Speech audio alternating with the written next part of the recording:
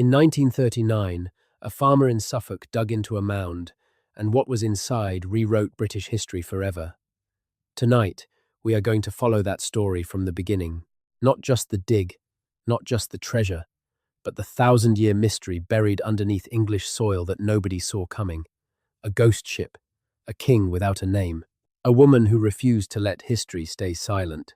If you have ever wondered what lies beneath the green hills of England, beneath the sheep pastures and the hedgerows and the quiet country lanes that look like they have been there forever, tonight you are going to find out. And the answer is going to be stranger and more beautiful than anything you imagined. If you are watching this to fall asleep, that is exactly why I make these videos.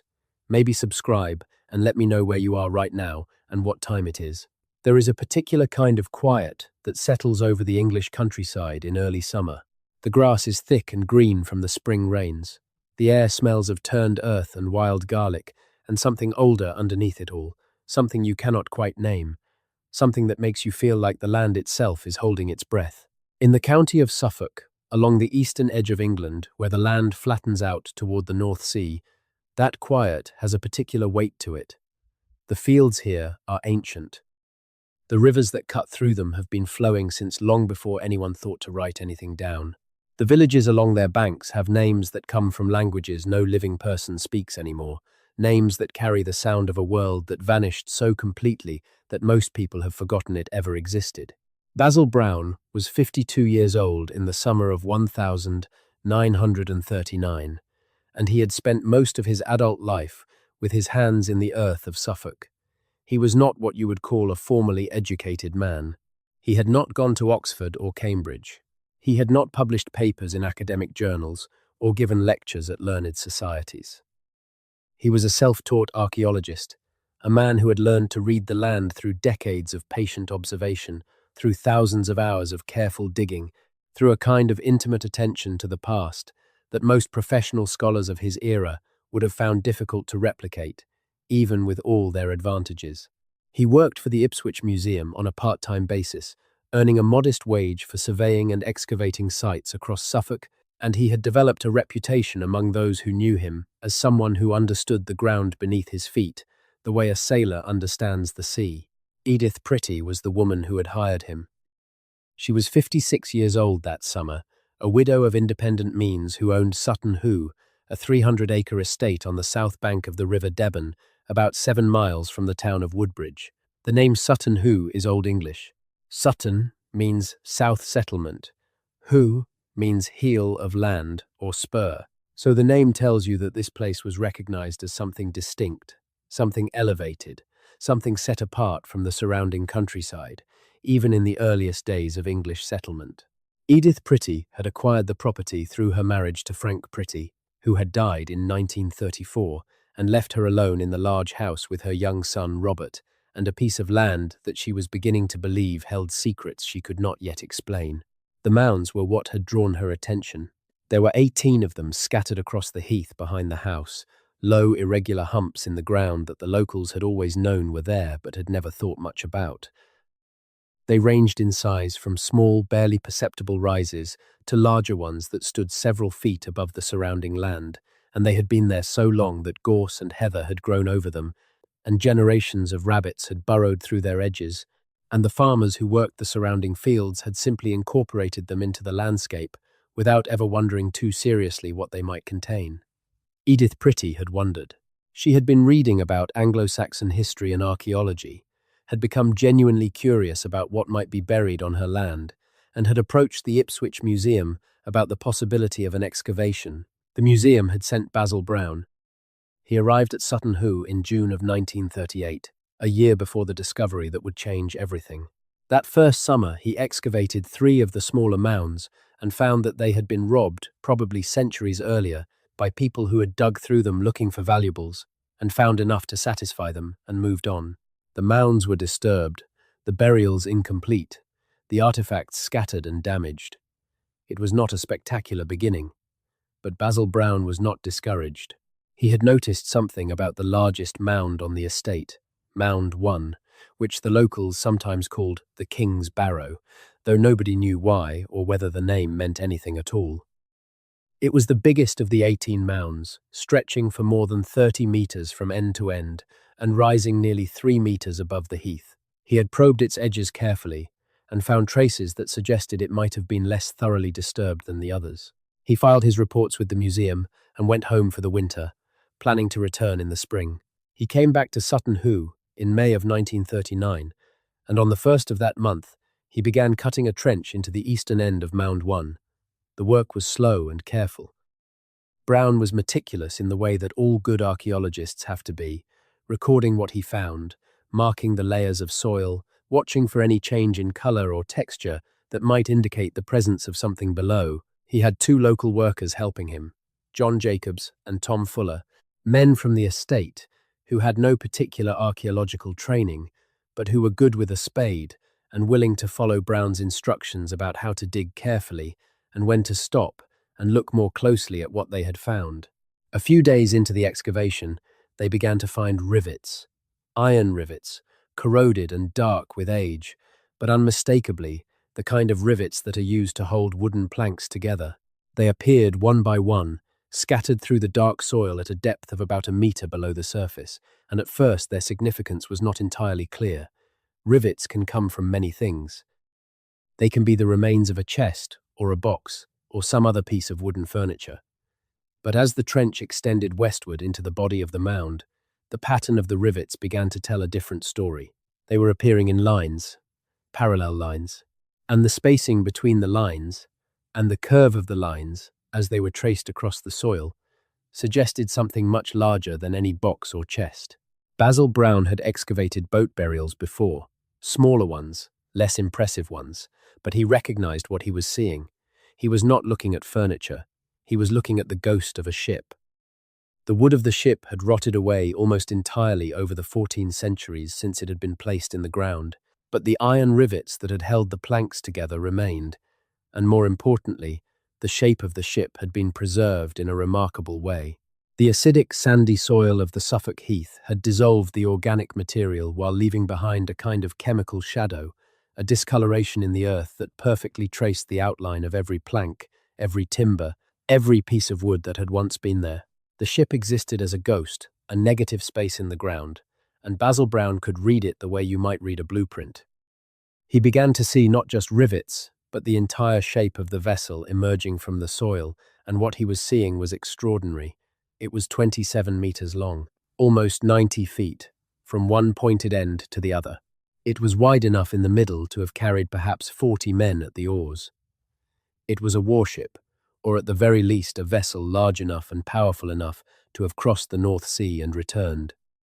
It had been dragged up from the river below, somehow, impossibly, up a slope that even modern machinery would find challenging, and it had been lowered into a trench cut specially for it in the heath above the river, and a burial chamber had been constructed in its centre, and then the whole thing had been covered over with the earth that was piled into the mound that Edith Pretty had been looking at from her garden window for 5 years without knowing what was underneath.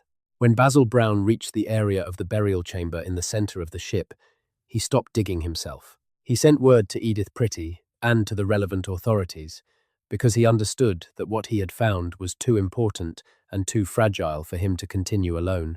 He had found the outline of the burial chamber, had seen through gaps in the corroded iron of its fittings that there were objects inside, gleaming objects, objects that caught what little light filtered down into the trench and gave it back multiplied and transformed. He did not disturb them. He waited. What followed was one of the most extraordinary moments in the history of British archaeology. Charles Phillips, an archaeologist from Cambridge, arrived to take over the excavation of the burial chamber itself, and in the weeks that followed, working against a deadline imposed by the gathering clouds of the Second World War, which everyone in England in the summer of 1939 could feel approaching like a change in the weather. He and his team carefully uncovered the contents of the chamber piece by piece. What they found inside that rotted ship, inside that mound on the Suffolk heath, was a treasure of such magnificence and such historical significance that it took decades for scholars to fully understand what they were looking at. There was a great iron helmet, its faceplate decorated with intricate bronze fittings, with eyebrows inlaid with garnets and glass, with a crest of iron running from front to back along the top. It was the helmet of a king, or someone of equivalent status, someone whose power and wealth and cultural sophistication were expressed in every detail of its construction. There were weapons, a sword with a gold and garnet pommel, a set of 6 spears and 6 throwing javelins arranged in bundles, a shield decorated with elaborate bronze fittings, including a dragon and a bird of prey. There were feasting vessels, a great cauldron suspended from a chain, bronze bowls from the eastern Mediterranean, wooden buckets bound with gilt bronze, drinking horns with silver fittings, maplewood bottles with gilt mounts. There were garments and textiles, most completely decayed but traceable in the patterns of the buckles and clasps that had held them. There was a purse, its organic case long gone but its contents remaining. 37 gold coins from Frankish Gaul, and 3 blank flans and 2 ingots, apparently assembled as payment for the 40 oarsmen who might be needed to row the ship to the afterlife. There was a great gold belt buckle, hollow, intricately decorated with interlaced animal patterns of such complexity and skill that modern jewelers working with modern tools have described the original work as nearly impossible to replicate. There were shoulder clasps of gold inlaid with garnet and millefiori glass, hinged and flexible, designed to hold the plates of some great ceremonial garment across the shoulders of the person who wore them. There were silver objects, a large dish with a stamp from the reign of the Byzantine Emperor Anastasius, dead since 518, suggesting trade connections that reached from the heaths of Suffolk all the way to Constantinople. There was a ceremonial whetstone, over 60 centimeters long, carved from a type of stone not found anywhere near Suffolk, with a carved human face at each of its 8 surfaces, topped with a bronze stag. Nothing quite like it has been found anywhere else in the world. There was no body, or rather, there were no bones. The acidic soil that had preserved the ghost of the ship and the shadow of every wooden object in the burial chamber had completely dissolved any human remains that might have been placed there. Whether the person commemorated in this burial was actually present in the chamber, whether their body was placed in the ship, as was common in Norse and Anglo-Saxon tradition, or whether this was a cenotaph, a monument to someone whose body could not be recovered or was buried elsewhere, remains a question that has never been definitively answered. What is clear is that whoever was being honoured here, whoever this burial was created for, was someone of extraordinary importance. Someone at the very centre of power in early medieval England, someone whose mourners had access to treasure from across the known world, and who had chosen to bury it all in a ship under a mound on the bank of the River Deben, sending it into the ground, instead of passing it on to living heirs.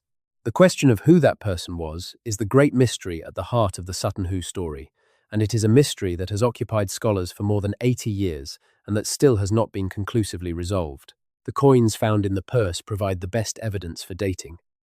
The Frankish gold coins can be assigned to specific mints and specific periods, and the latest of them appear to have been struck sometime between 613 and 635. This suggests that the burial took place no earlier than the 2nd decade of the 7th century, and almost certainly no later than the middle of that century.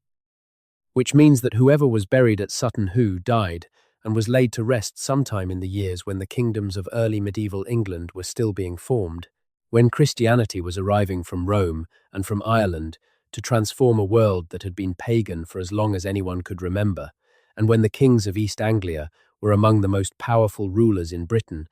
The kingdom of East Anglia was one of the Anglo-Saxon kingdoms that emerged from the chaos of post-Roman Britain, one of the successor states that filled the vacuum left when the legions withdrew and the administrative structures of the empire collapsed. Its kings traced their descent from a dynasty called the Woofinger, which means the people of Woofer, and the family is known from sources that are frustratingly limited and often contradictory, from king lists compiled centuries after the events they describe, from genealogies that mix historical memory with legendary embellishment, from the casual mentions of foreign chroniclers who were more interested in the kingdoms they knew better.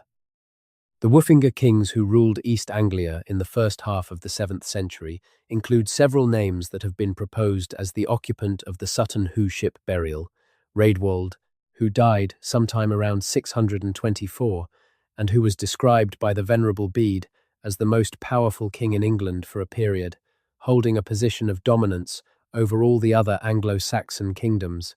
Sigebert, a scholar king who had been educated in Francia and who brought learning back with him to East Anglia before being killed in battle.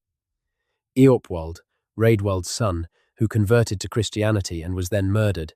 Ethelhere, who died at the Battle of the River Winwade in 655 fighting on the wrong side. His body perhaps never recovered. Of these, Raedwald is the candidate most often proposed and most often debated. Bede describes him in terms that make him sound like exactly the kind of man whose mourners might have created the Sutton Hoo burial. He was the last of the great pagan kings, the last to hold the position of Bretwalda, or High King, over the other Anglo-Saxon rulers. He had been baptized as a Christian during a visit to the court of Ethelbert of Kent, but had returned to East Anglia and hedged his religious bets in a way that Bede found shocking and characteristic, maintaining altars to Christ and altars to the old gods side by side in the same temple, refusing to commit entirely to the new religion while also refusing to abandon the old. This ambiguity, this standing at the crossroads between two worlds, between the pagan past and the Christian future, between the old ways of the Germanic North and the new civilization coming from Rome and from Constantinople, feels exactly right for the person buried at Sutton Hoo, whose grave goods mix Christian objects with overwhelmingly pagan symbolism, who was sent to the afterlife with treasure and weapons and equipment for a journey in the old manner, even as the Christian missionaries were beginning to establish themselves in the eastern kingdoms of England. But we do not know for certain that it was Raedwald. We do not know for certain that any of the named kings of East Anglia is the person in that ship. The absence of a body means the absence of biological evidence that might help narrow things down. The coins give us a date range but not a name. The objects tell us about wealth and connections and cultural sophistication but not about the specific individual who owned them. We are left with the treasure and the ghost of the ship and the silence of 14 centuries, and we have to do our best to read what they tell us. What they tell us, even without a name, is remarkable enough to justify the claim that the discovery rewrote British history. Because before Sutton Hoo, the prevailing image of early Anglo-Saxon England was of a dark age, a period of cultural poverty and barbarism that followed the collapse of Roman civilization and preceded the gradual revival that came with Christianity and literacy. The Anglo-Saxons were seen as warriors, certainly, and as farmers, but not as artists or craftsmen or international traders or people capable of producing objects of great beauty and technical sophistication. The history books that schoolchildren read in England before 1939 described the period from the departure of the Romans to the coming of the Normans as a time of comparative ignorance and cultural stagnation, a gap between the glories of Rome and the flowering of medieval Christian civilization. The treasure from Sutton Hoo destroyed that image completely. The helmet, the belt buckle, the shoulder clasps, the purse lid with its garnet cloisonné work, the great gold and garnet jewellery in the distinctive style now called the Kentish school, or the chip-carved style, or sometimes just Anglo-Saxon polychrome, these objects were not the products of a barbaric culture. They were the products of a civilization, a sophisticated, technically accomplished, artistically ambitious civilization that was connected to the wider world and that expressed its values and its power through objects of extraordinary beauty. The craftsmen who made the items found at Sutton Hoo were masters, genuine masters, working at the highest level of their art, and the culture that produced them, and the rulers who commissioned them, were not the rude barbarians of the older textbooks. They were something much more interesting and much more complex. The connection to the wider world is worth dwelling on. The silver dish, stamped with the mark of the Byzantine emperor Anastasius, the bronze bowls from the eastern Mediterranean, the Frankish coins from the continent, the Millefiori glass in the shoulder clasps, made using a technique associated with Mediterranean and Eastern craftsmen. The garnets in the jewellery, which have been analysed using modern techniques and found to come from sources in Sri Lanka and India. All of this tells us that Sutton Hoo was not an isolated backwater. The people buried there, the culture that produced the burial, were part of a trading network that stretched from the North Sea to the Red Sea, from the British coast to the Byzantine capital, from the heaths of Suffolk to the gem mines of South Asia. They were not cut off from the world. They were embedded in it, trading and exchanging and absorbing influences and producing their own distinctive response to all of those influences. This is one of the things that makes early medieval Britain so endlessly fascinating to the people who study it. The period between roughly 400 and 1000, the period that used to be called the Dark Ages, was not dark. It was complicated and poorly documented and difficult to understand, but it was not dark. It was full of movement and exchange and creativity, full of people making extraordinary things and thinking extraordinary thoughts and building kingdoms and losing them and building them again. The Sutton Hoo burial is not an anomaly in this story, though it is certainly its most spectacular piece of evidence. It is the best preserved and most complete window we have into a world that was richer and stranger and more connected than anyone had previously imagined. To understand why the burial was made, you need to understand something about the world that made it. You need to go back further than 1939, further even than the 7th century when the burial was created.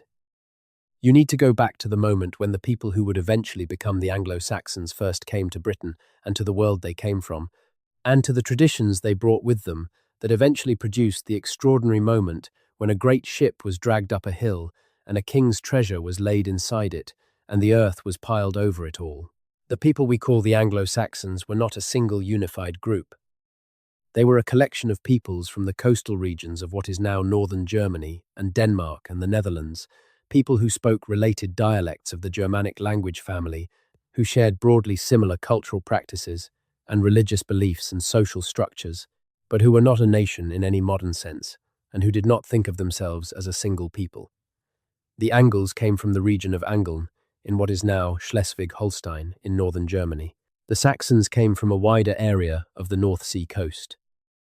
The Jutes came from Jutland in what is now Denmark, though this is contested, and some scholars think the Jutes are more complicated than that simple geography suggests. And there were others, Frisians and Frankish groups and people whose tribal identities we know only dimly or not at all. They began coming to Britain in the 5th century. In the decades after the Roman administration formally withdrew in 410 and left the island to manage itself.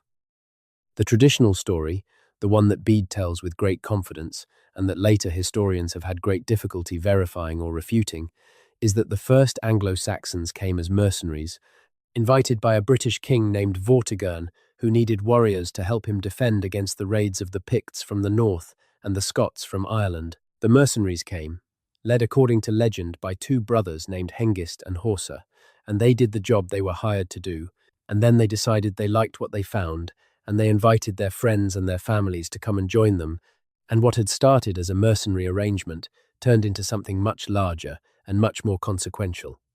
The truth is almost certainly more complicated than this. Archaeological evidence suggests that Germanic peoples had been settling in eastern Britain for at least a generation or two before the official Roman withdrawal, that the relationship between the late Roman population of Britain and the incoming Germanic groups was complex and variable, with some places experiencing genuine violent displacement and others showing evidence of gradual cultural mixture. The idea of a clean break, of a moment when Roman Britain ended and Anglo-Saxon England began, is a fiction, a narrative convenience that does not match the messy reality of what actually happened.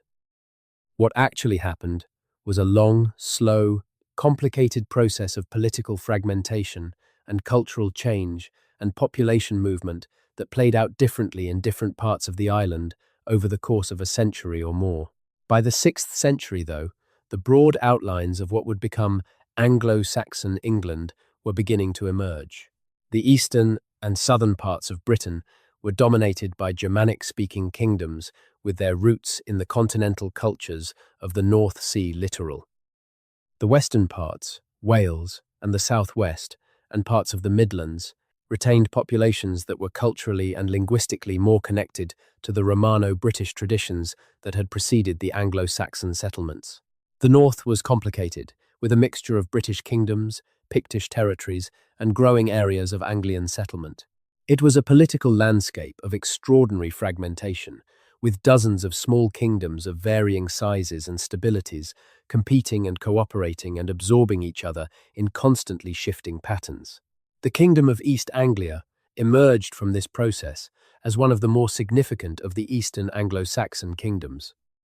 Its territory corresponded roughly to the modern counties of Norfolk and Suffolk, a region bounded on the west by the Fens, on the east by the North Sea, on the north by the Wash, and on the south by the rivers and marshes that separated it from the kingdoms to the south.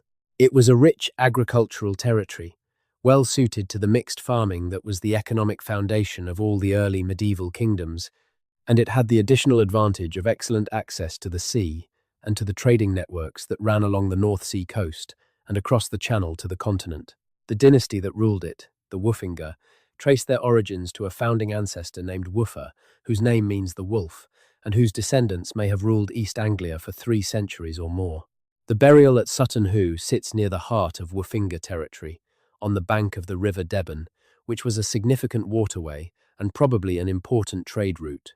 The estate itself was a royal estate, or something very close to one, with the kind of strategic position overlooking the river that suggests deliberate choice rather than accident.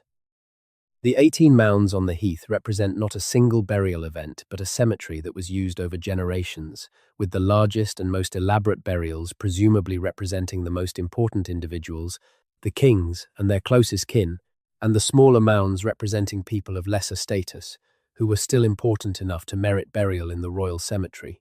The tradition of ship burial that Mound 1 represents was not unique to East Anglia or even to Anglo-Saxon England. It was part of a broader cultural tradition of the Germanic and Norse peoples of Northern Europe, a tradition that expressed a particular set of beliefs about death and the afterlife, and the relationship between the living and the dead and the sea. The idea that a dead person, particularly a dead king or warrior, should be sent to the afterlife in a ship was deeply embedded in the mythology and religious practice of the peoples of the North Sea world. The ship was not just a practical vehicle, it was a symbol of power and movement and connection, a thing that could cross the boundary between worlds as it crossed the boundary between sea and shore. In the Norse tradition, which is better documented than the Anglo-Saxon tradition because the Norsemen continued to write down their myths and stories long after the Anglo-Saxons had converted to Christianity and moved on to other forms of expression, the ship appears again and again as the vehicle of the dead. The great god Balder is burned in his ship Hringhorni. The dead hero is laid in his ship with his weapons and his treasure and pushed out to sea. The Valkyries ride through the sky to the hall of Odin, but the dead come to Odin by sea, in ships that have carried them through the darkness between the worlds. The sea is not the boundary of existence in this cosmology. It is the medium of transition, the place where the living world and the dead world touch and overlap and exchange their inhabitants. The Anglo-Saxons shared versions of these beliefs, though they expressed them differently, and the coming of Christianity would eventually transform them beyond recognition. But in the early 7th century, when the Sutton Hoo burial was made, Christianity had barely arrived in East Anglia. The first bishop of East Anglia was not appointed until 631, and even after that the process of conversion was slow and contested and repeatedly interrupted by pagan reaction. Rewrote, the most likely candidate for the person buried at Sutton Hoo, famously maintained both Christian and pagan altars, and even those East Anglian kings who converted to Christianity did not necessarily abandon all the old ways immediately. The burial at Sutton Hoo, with its overwhelming emphasis on pagan symbolism and pagan practice, on the ship and the weapons and the treasure sent with the dead, is a monument to a moment of transition, a last great expression of the old religion in the face of the new. It is also a monument to a particular moment in the history of royal power in Britain. The objects found in the burial chamber are not just beautiful, they are deeply political. The helmet and the shield and the weapons declare the buried person's status as a warrior, as someone whose power rests on the ability to fight and to inspire others to fight on their behalf. The great belt buckle and the shoulder clasps and the purse lid declare wealth, the kind of wealth that can only be accumulated through control of trade routes and tribute systems and the labor of many people. The Byzantine silver and the Frankish coins declare international connections, relationships with the great powers of the wider world, the ability to reach across the sea and the continent and bring back the finest things that other civilizations have to offer. The ceremonial whetstone, with its carved faces and its bronze stag, declares something more mysterious, a ritual authority, a sacred kingship that goes beyond mere military or economic power. All of these declarations were made through objects, through things, through the material culture of the early medieval world. And they were made in a context of extraordinary extravagance, a deliberate, conspicuous destruction of wealth on a scale that must have been staggering to the people who witnessed it. The gold and garnet work alone, the belt buckle and the shoulder clasps and the purse lid, represents an investment of materials and labor that would have been significant even for a wealthy kingdom. The silver from the Byzantine world, the gold coins from Francia, the weapons and the feasting gear, and the ceremonial objects, all of this was placed in the ground and covered over, removed from circulation, removed from the world of the living, offered to the dead. This kind of conspicuous destruction was not uncommon in the early medieval world. It appears in Anglo-Saxon poetry, in the opening of Beowulf, where the aged king Sild Sefing is sent out to sea in a ship loaded with treasure, and in the description later in the poem of the Dragon's Hoard and the Burial Mound, where the last survivor of a great people hides his treasure before he dies.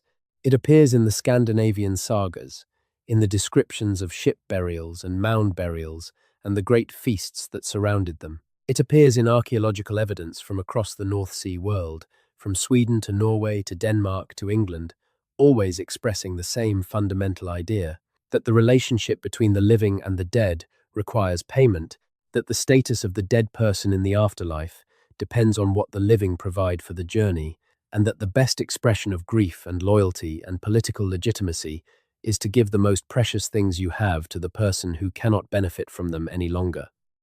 For the living mourners, the people who organized and carried out the Sutton Hoo burial, the act of creating this extraordinary monument served purposes that went beyond pure religious belief. It was a political statement. It was a declaration that the Wuffinger dynasty had the wealth and the connections and the power to bury a king in the grandest possible manner, to send him to the afterlife with the finest objects that could be assembled from across the known world. It was a demonstration of legitimacy, a way of saying that this family ruled East Anglia and that their rule was backed by sacred authority as well as military power. And it was an act of memory, a way of creating a physical monument that would last, that would preserve the memory of the dead king in the landscape, that would mark the place where a great person lay and ensure that people knew, for generations afterward, that something important had happened here. The people who built the mound did not imagine that 14 centuries would pass and a farmer named Basil Brown would come along and dig into their monument and find out what was inside. They built it to be permanent, yes, but permanent in the way that human things are permanent, recognizable and remembered for generations, maybe for centuries, part of the living landscape of East Anglia. What they could not have known was that their monument would outlast their language and their religion and their kingdom and their very civilization, would survive the Norman conquest and the Reformation and the Industrial Revolution and 2 world wars, would lie there quiet and undisturbed under the Suffolk heath, until the moment when Edith Pretty looked out of her garden window and wondered what was underneath the mound. The story of how the objects found at Sutton Hoo were kept safe during the Second World War is itself a small drama embedded in the larger drama of the discovery. The excavation of the burial chamber was completed in August of 1939, just days before the German invasion of Poland and Britain's declaration of war. The treasure was photographed and recorded with impressive thoroughness given the circumstances, and then the question arose of what to do with it. Edith Pretty, with extraordinary generosity, made the decision to donate the entire hoard to the British nation, to give it to the British Museum, refusing any financial compensation for what was later estimated to be the most valuable archaeological treasure ever found on British soil.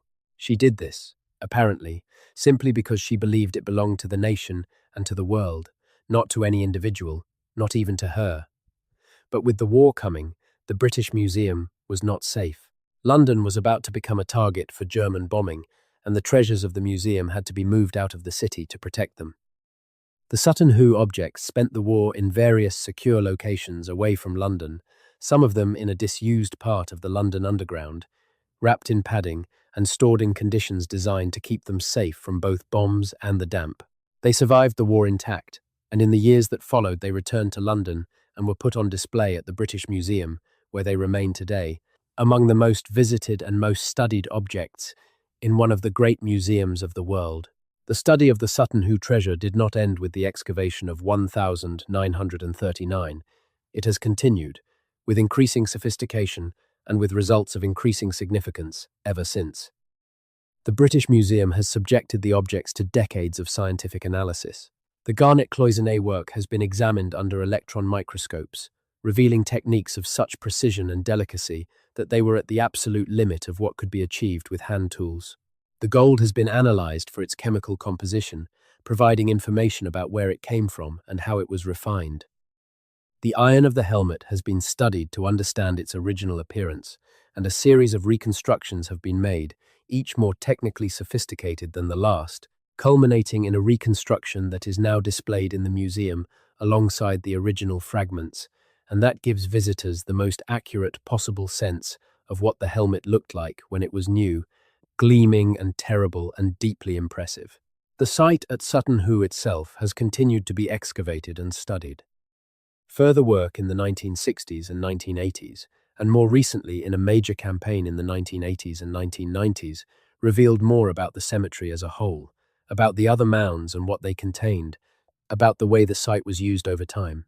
Some of the mounds that had been thought to be completely robbed were found to contain traces of their original burials, enough to identify them as belonging to specific periods, and suggesting that the cemetery was used over at least 2 or 3 generations of the Wuffinger dynasty. Several of the mounds contained evidence of human sacrifice, of people who had been killed and buried alongside the main occupants, a practice that is both deeply disturbing to modern sensibilities and deeply revealing about the nature of early medieval kingship and the beliefs that surrounded it. The question of the site's relationship to the landscape around it has also attracted considerable attention. The position of the burial mounds on a prominent ridge overlooking the River Deben is not accidental. This is a position that can be seen from the river and from much of the surrounding countryside, a position that would have been visible and significant to anyone travelling the waterway or working the land nearby. The decision to place the royal cemetery here was a deliberate statement about territory and power and the relationship between the ruling family and the landscape they controlled. The river below was a highway, and the mounds above it were markers, saying to anyone who passed that this land was claimed, this dynasty was established. The dead kings watched from their mounds over the living kingdom.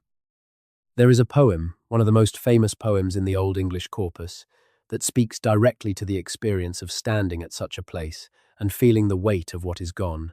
The Wanderer is the lament of a man who has lost his lord and his companions, who is adrift in the world without the social bonds that give life meaning, who looks at the ruins of the great halls where he once feasted and fought, and wonders what happened to the joy and the warmth that once filled them. The poem ends with a meditation on the transience of all earthly things, on how the walls crumble and the gold rusts and the laughter fades, and what remains is silence and the wind moving over empty places.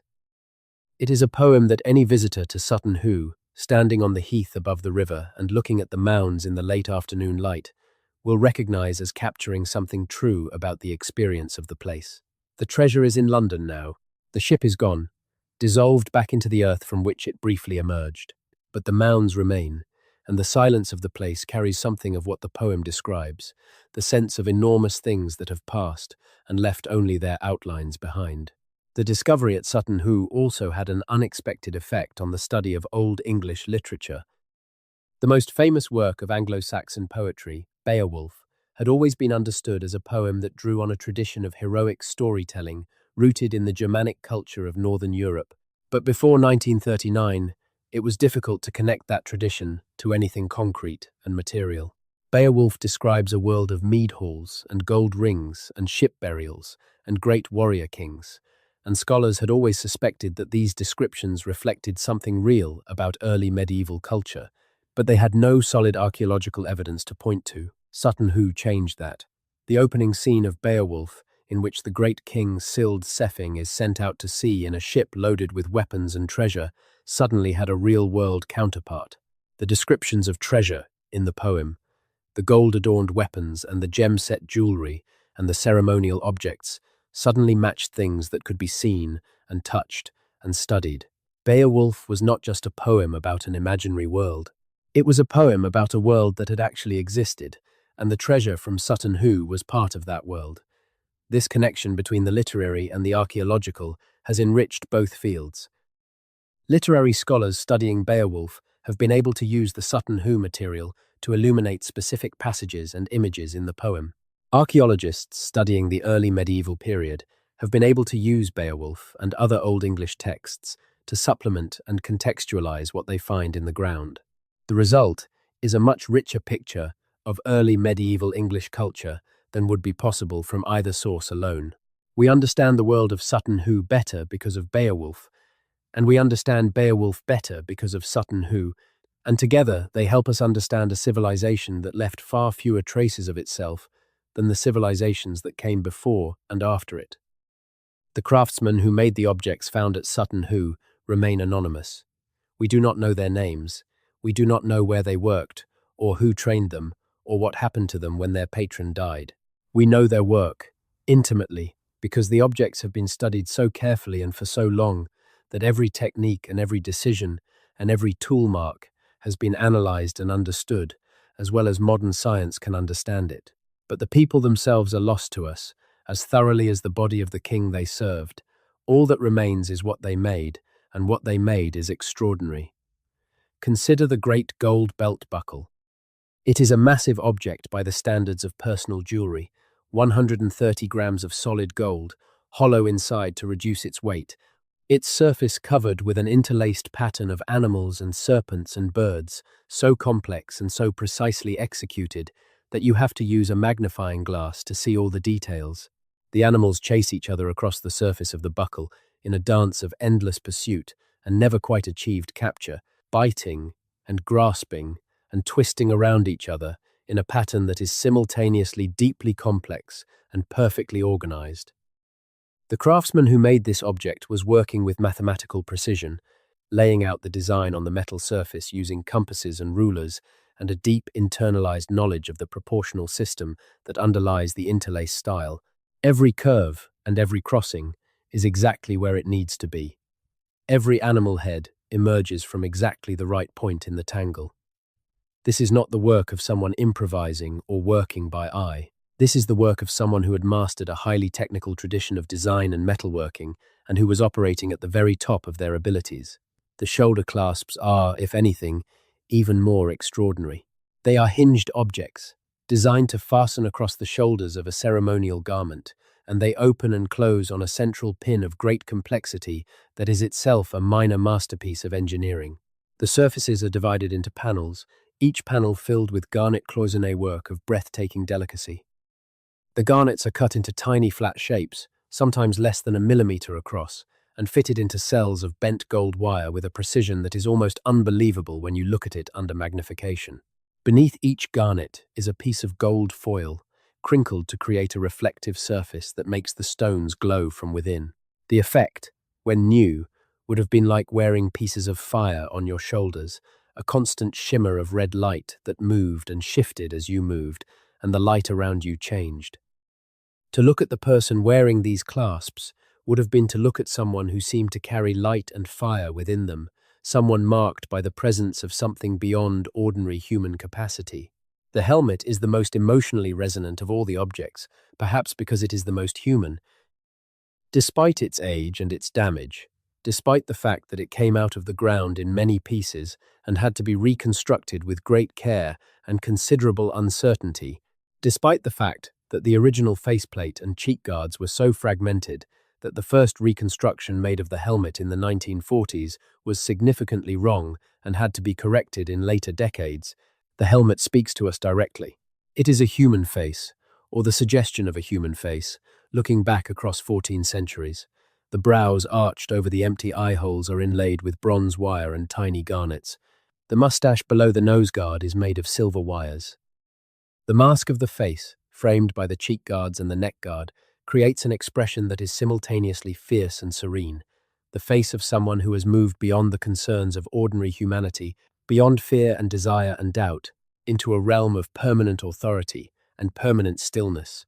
When the scholars who first examined the helmet fragments in 1939 tried to understand what they were looking at, They made drawings and took photographs and recorded every detail they could, but they were working under pressure, and some of their interpretations were wrong.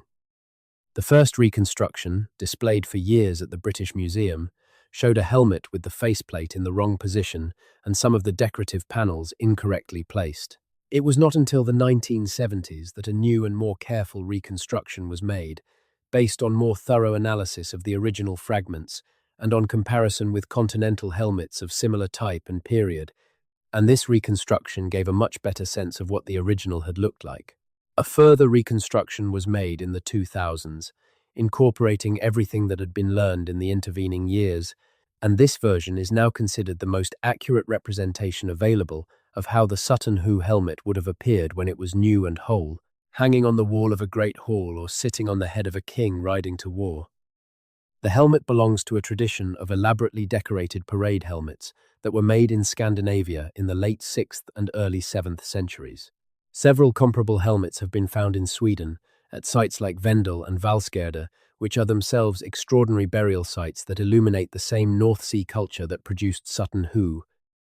The similarities between these Swedish helmets and the Sutton Hoo helmet are so close that some scholars have suggested that the Sutton Hoo helmet was actually made in Sweden or by craftsmen trained in Sweden, though others argue that the work was done in England by craftsmen who were working in the same tradition, but who were themselves East Anglian, or at least British. The question of where things were made, as opposed to where they ended up, is always complicated in a world of extensive trade and movement and cultural exchange. What is clear is that the Sutton Hoo helmet was not just a practical object. No one would go into battle wearing something this elaborate and this valuable and this difficult to replace. This was a ceremonial object, a piece of regalia, something worn on specific important occasions to demonstrate the status and authority of the person wearing it. It sat at the top of a system of material display, the most extravagant and most visible expression of power in a culture where power was expressed through beautiful things. To see the king wearing this helmet, to see the light of a great fire playing across its decorated surface and gleaming in its garnet eyes, was to see power made visible, authority given a face. The abstract fact of kingship turned into something you could look at and understand in your gut, even if you could not articulate it in words. The purse lid is another object that repays long looking. The organic case that once contained the coins has completely decayed, but the decorative fittings that were attached to the front of the purse remain, and they are among the most complex and most studied pieces of cloisonné work in the Sutton Hoo hoard. The lid is divided into panels of different designs. Some show interlaced animal patterns of the kind that appears on the belt buckle. Others show a peculiar and haunting image that has fascinated scholars ever since the object was first uncovered. A human figure standing between two upright wolves, each wolf with its front paws on the figure's hips, flanking it in a posture that reads simultaneously as threatening and protective. On either side of this central image, almost mirroring it in structure, appears an eagle stooping on a duck, its talons closed around the smaller bird in a moment of arrested predation. The meaning of these images has been debated for decades. The man between the wolves has been interpreted as a depiction of the Norse god Odin, who is closely associated with wolves and who appears throughout Norse mythology in exactly this kind of liminal position, standing between worlds. But it has also been interpreted as a more general symbol of royal power, of the king who masters the wild and dangerous forces of nature, who stands unafraid between the beasts that would destroy other men. Whatever its specific meaning, the image is deeply impressive, and the way it is executed in garnet and glass and gold is a masterpiece of the cloisonné tradition. The whetstone is perhaps the strangest object in the burial, the one that most resists easy interpretation. It is a large rod of a fine-grained stone, unlike anything found locally in Suffolk, its surface smooth and polished from long use. At each end it is capped with a bronze mount, and the mounts are decorated with carved human faces, 8 of them in total, each slightly different from the others, each regarding the viewer with an expression of preternatural calm. Above the top mount sits a bronze stag, small and perfectly proportioned, standing on a ring. The object has clearly been used as a whetstone at some point in its history, for sharpening blades, but it is far too elaborate and far too decorated to be a purely practical tool. Something else is going on with it. The faces suggest a ritual function, something connected with authority or with the dead, or with the connection between the human world and something beyond it. But what that function was, what specific beliefs or practices surrounded this object, we simply do not know. It has no parallels. There is nothing else quite like it anywhere in the archaeological record, and its presence in the burial adds to the sense that we are looking at a world that was richer and stranger than our surviving evidence allows us to fully reconstruct. Everything in the burial chamber speaks of a culture that was deeply invested in objects, in the power of beautiful and well-made things to convey meaning and authority and connection. This is not, as the old image of the Dark Ages would have it, a culture of crude warriors who valued only brute force and who had no interest in the refinements of civilization. This is a culture that spent enormous resources on making things as beautiful as possible, that had developed sophisticated traditions of craft and design, that had established trading relationships across thousands of miles to obtain the materials needed for the finest work, and that expressed its most important values through the objects it made and the contexts in which it used, and ultimately buried them. It is a culture that deserves to be taken seriously, not as a pale shadow of Rome or as a precursor to the medieval civilization that would come later, but as itself, as something complete and complex and worthy of understanding on its own terms. The years since 1939 have seen a gradual but profound shift in the way early medieval England is understood and taught. The old idea of the Dark Ages has been largely abandoned by scholars, replaced by a more nuanced understanding of a period that was certainly disrupted and certainly poorly documented, but that was also creative and dynamic and capable of producing things of great beauty and significance. The Sutton Hoo treasure has been central to this shift, not because it single-handedly changed the way scholars think, but because it provided the most spectacular and most tangible evidence for the sophistication of Anglo-Saxon culture, the kind of evidence that is impossible to ignore or explain away. The National Trust now manages the Sutton Hoo estate, which Edith Pretty's family donated to the nation after her death, and visitors can walk the heath and look at the mounds and stand where Basil Brown stood on that May morning in 1939 when he cut his first trench into Mound 1. The site is carefully preserved and interpreted for visitors, with a museum that tells the story of the discovery and the burial and the civilization that produced it. But the objects themselves are in London, in the British Museum, and have been since Edith Pretty gave them to the nation in 1939. There is some feeling among people in Suffolk that the treasure should come home, should be displayed locally where it was found, and where it belongs in some fundamental sense. And this feeling is understandable, but the British Museum has consistently declined to move the core collection from London.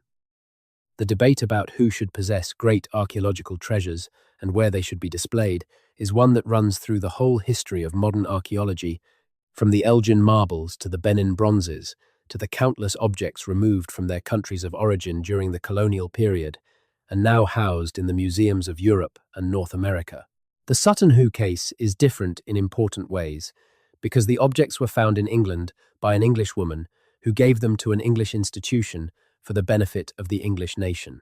But the principle is the same. Objects have places of origin, and those places have claims on them that are not simply erased by the accidents of history and geography that determined where they ended up. This is a question that will not be resolved easily or quickly, and the Sutton Hoo treasure will continue to be part of the conversation as long as that conversation continues.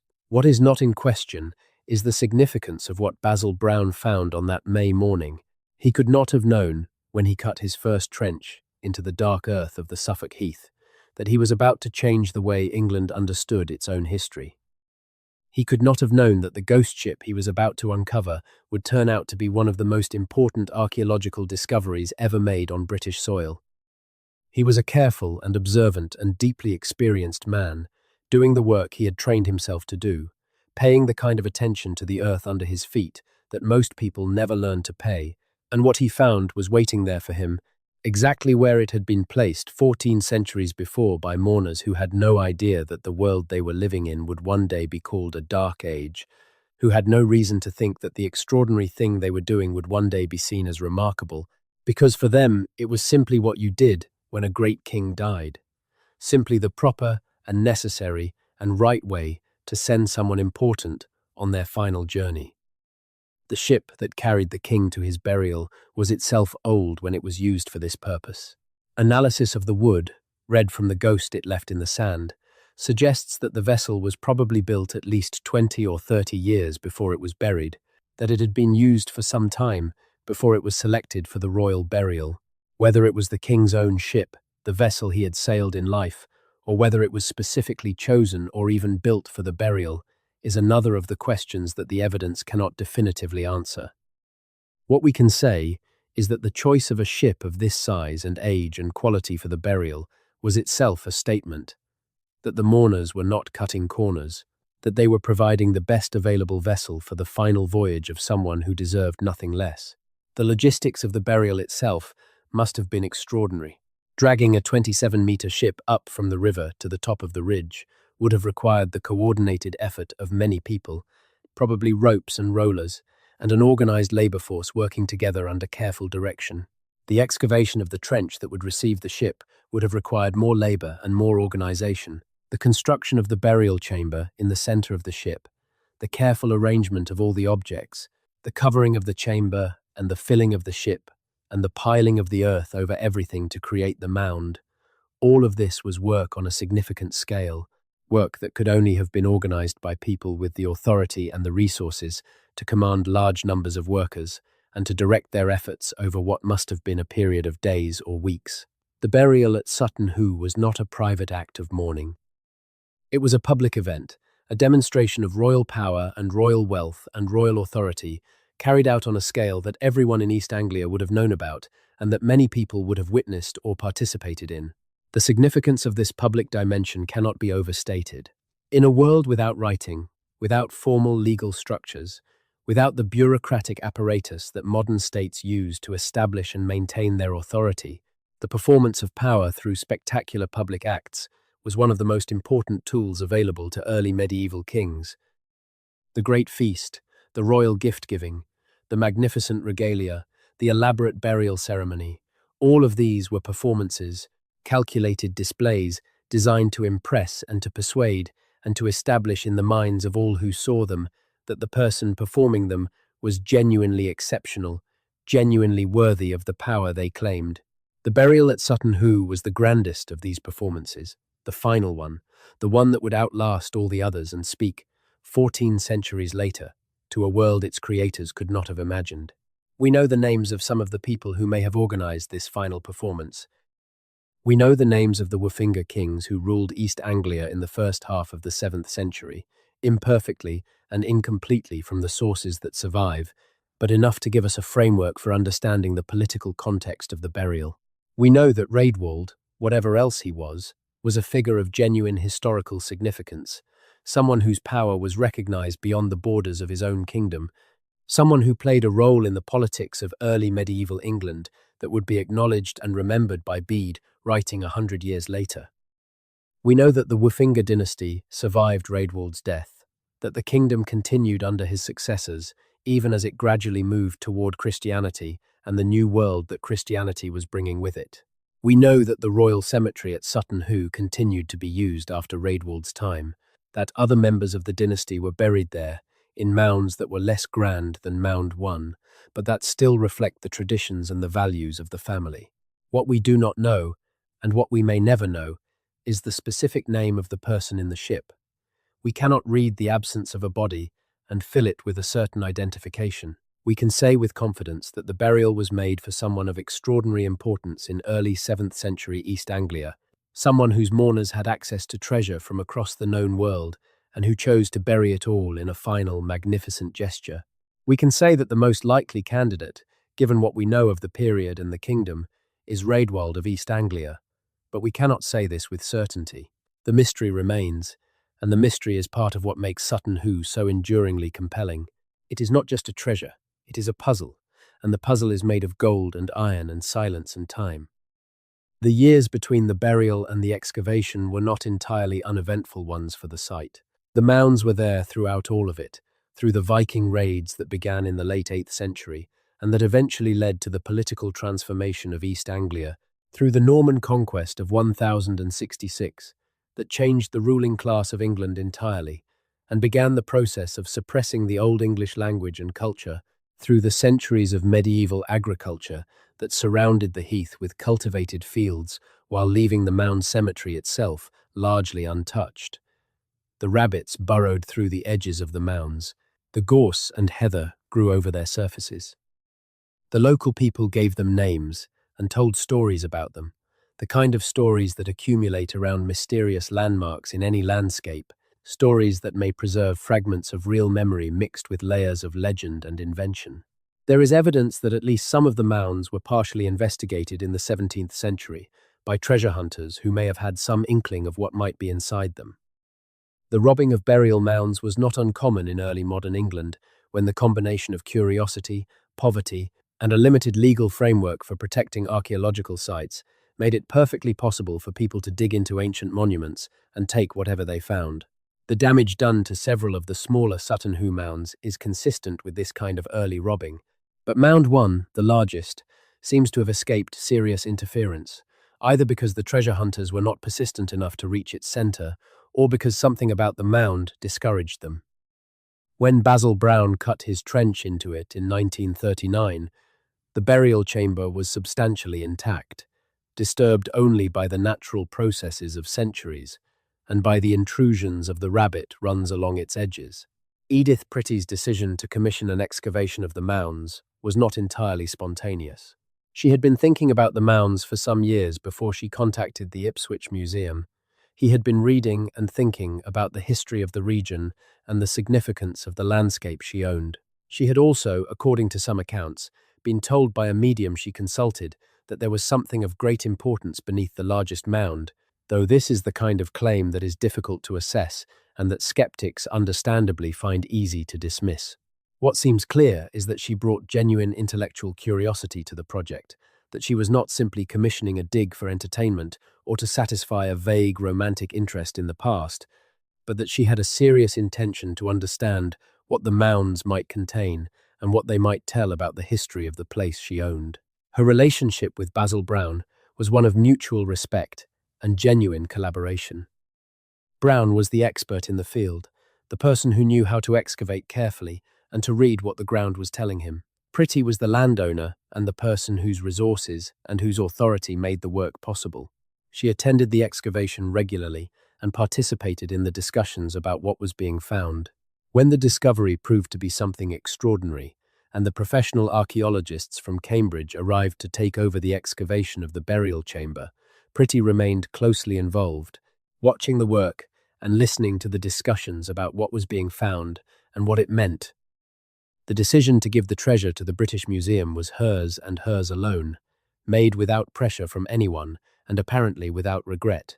Brown himself received less recognition for his role in the discovery than he deserved.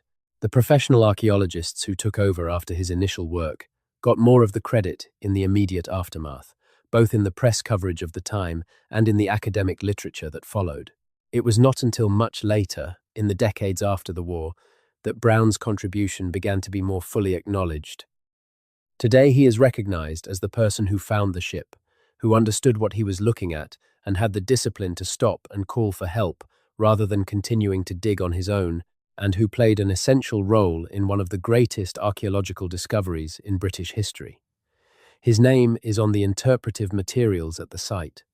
There is a replica of his field notes. The story of his role in the discovery is told to visitors as an essential part of the larger story. The world that Basil Brown was excavating in the summer of 1939 was itself on the eve of an enormous change. The Second World War, which began just weeks after the excavation of the burial chamber was completed, would transform Britain and Europe and the world in ways that are still being felt. The Suffolk countryside, where Brown had spent his life digging, would become part of a wartime landscape of airfields and military installations and the constant presence of danger from the air. The quiet heath above the River Deben would lie undisturbed, while the world above it was convulsed by violence. And the treasure that had been taken from the ground would lie in its various safe places, waiting for the war to end and for the world to have leisure to think about what had been found. When the war ended and the Sutton Hoo objects were unpacked and examined again, and eventually put on display, they entered a world that had been profoundly changed by what it had just been through. The post-war period in Britain was one of reconstruction and reinvention, of an attempt to understand what Britain was and what it meant to be British, of a renewed interest in national identity and national history. The Sutton Hoo treasure fitted perfectly into this mood. Here was evidence that England had a history that extended far back before the Norman conquest, that the people who had lived here in the centuries between Rome and the medieval period had not been barbarians or cultural non-entities, but had been capable of producing things of genuine greatness. The treasure was a source of national pride, a reminder that the culture which had eventually produced so much of what the world associated with Britain had roots that went deeper and were richer than most people had previously imagined. This pride was not entirely uncomplicated. The Anglo-Saxons were, after all, invaders. Their arrival in Britain had displaced the Romano-British population that had preceded them, or at least had transformed that population beyond recognition. The relationship between the Anglo-Saxon heritage and the modern English identity is something that scholars and commentators have debated for a long time, and the debate has taken on new urgency in recent decades as questions of British identity and immigration and the legacy of empire have become more pressing and more contested. The Sutton Hoo treasure is sometimes recruited into these debates, cited as evidence of one thing or another about who the English really are and where they come from. But the objects themselves resist this kind of simple appropriation. They are too complex, too connected to too many different cultural traditions, too much a product of a world of exchange and mixture and mutual influence, to serve as straightforward evidence for any simple story about cultural purity or national identity. The people who made the objects at Sutton Hoo were drawing on traditions from Scandinavia and from the Mediterranean and from the continental Germanic world and from Britain itself. The garnets came from South Asia, the silver came from Byzantium, the gold coins came from Francia. The forms and the designs and the techniques of the jewellery draw on a long and complex history of craft traditions that stretches across the North Sea world and beyond. To say that this treasure is simply English, or simply Germanic, or simply anything, is to miss the point of it. It is a product of connections, of the movement of people and goods and ideas across vast distances, of a world that was, in important ways, more cosmopolitan and more interconnected than the nationalist histories of later centuries would acknowledge. This is perhaps the most important lesson that Sutton Hoo has to teach us. Not that the early medieval period was a golden age or a dark age or any other simple thing, but that human societies have always been more connected than we sometimes like to believe, always more willing to cross boundaries and exchange things and learn from each other, always more capable of producing beauty and complexity and sophistication than the gaps in our historical record might suggest. The treasure that Basil Brown found in that mound in 1939 is a record of connections, of trade and exchange and cultural influence reaching across the known world and coming together in this one extraordinary burial on the bank of a river in Suffolk. It is evidence that even in a period we have been taught to think of as isolated and backward and limited, the world was larger and richer than our simplest narratives allow. The river below the mounds, the Deben, still flows. It is a tidal river, subject to the rhythms of the sea, and in the early medieval period it was wider and deeper than it is today, a significant waterway that boats could navigate well inland from the coast. The people who lived along its banks in the 7th century would have been familiar with the sea in a way that most modern people living in inland regions are not. They would have known the rhythms of the tides and the behavior of the weather at sea, and the navigation by stars and landmarks that allowed boats to cross the North Sea and return. They would have had connections to the continental coast that were maintained through regular trading voyages, and they would have known the coastlines of their own region intimately, every river mouth and every sandbar, and every place where a boat could safely land. The sea was not just a practical medium for these people, it was also a metaphysical one, a boundary and a gateway, a place where the rules of the ordinary world were suspended and where other possibilities opened up. The ship burials of the North Sea world express this dual nature of the sea, its practicality and its mystery. The dead king is sent to sea, not just because the sea is how you travel from one place to another, but because the sea is how you travel from one world to another, from the world of the living to the world of the dead, from the ordinary human realm to whatever lies beyond it. The ship is the vehicle of transition, and the treasure loaded into it is the payment for the journey, the equipment for what comes next. This eschatology, this vision of what happens after death, was not unique to the Anglo-Saxons or to the Norse. It appears in various forms across many of the Indo-European cultures, in the Greek tradition of the boat that carries the dead across the river Styx, in the Celtic traditions of the otherworld across the Western Sea, in the Hindu traditions of the river as boundary between life and death. The specific form that it takes in the North Sea world, the actual physical burial of a real ship with real treasure, is distinctive, but the underlying idea that death involves a journey and that the journey requires equipment and payment is extraordinarily widespread. It suggests that humans across a very wide range of cultures and historical periods have shared a fundamental intuition about death, an intuition that it is not a simple ending but a transition, a crossing, a passage from one state of existence to another. Whether that intuition reflects anything real about what actually happens when we die is not a question that archaeology can answer. What archaeology can tell us is that the people who built the mound at Sutton Hoo believed it, or at least acted as if they believed it, with enough conviction and enough resources to create one of the most extraordinary burial monuments in the history of the world. They believed that the king needed his ship and his weapons and his treasure for what came after death. They believed that the act of providing these things was important, was their obligation to their king and to the powers that governed the world. And they carried out that obligation with such care and such skill and such extravagance that the result has endured for 14 centuries and will continue to endure for as long as human civilization takes an interest in its own past. The helmet looks out from its case in the British Museum with those empty garnet eyes and that silver mustache and that expression of serene authority, and it asks a question that cannot be answered. Who wore me? Whose face did I frame? Whose power did I express? We can say, someone important, someone wealthy, someone connected to the wider world, someone at the center of the political and cultural life of early 7th century England. We can say, probably Raedwald, arguably the most powerful king in England in the first quarter of the 7th century, the last of the great pagan Bretwalders, the man who hedged his religious bets and maintained altars to Christ and the old gods side by side, the man who was remembered by Bede as someone of exceptional power, even as Bede disapproved of his religious ambiguity. We can say all of this with reasonable confidence and considerable supporting evidence. But we cannot say it with certainty. The name is not written in the gold. The absence of the body means the absence of the only evidence that might, in some future era of more advanced biological analysis, provide a definitive answer. The mystery endures, and the helmet keeps its secret. That enduring mystery is, in a strange way, part of what makes Sutton Hoo so compelling.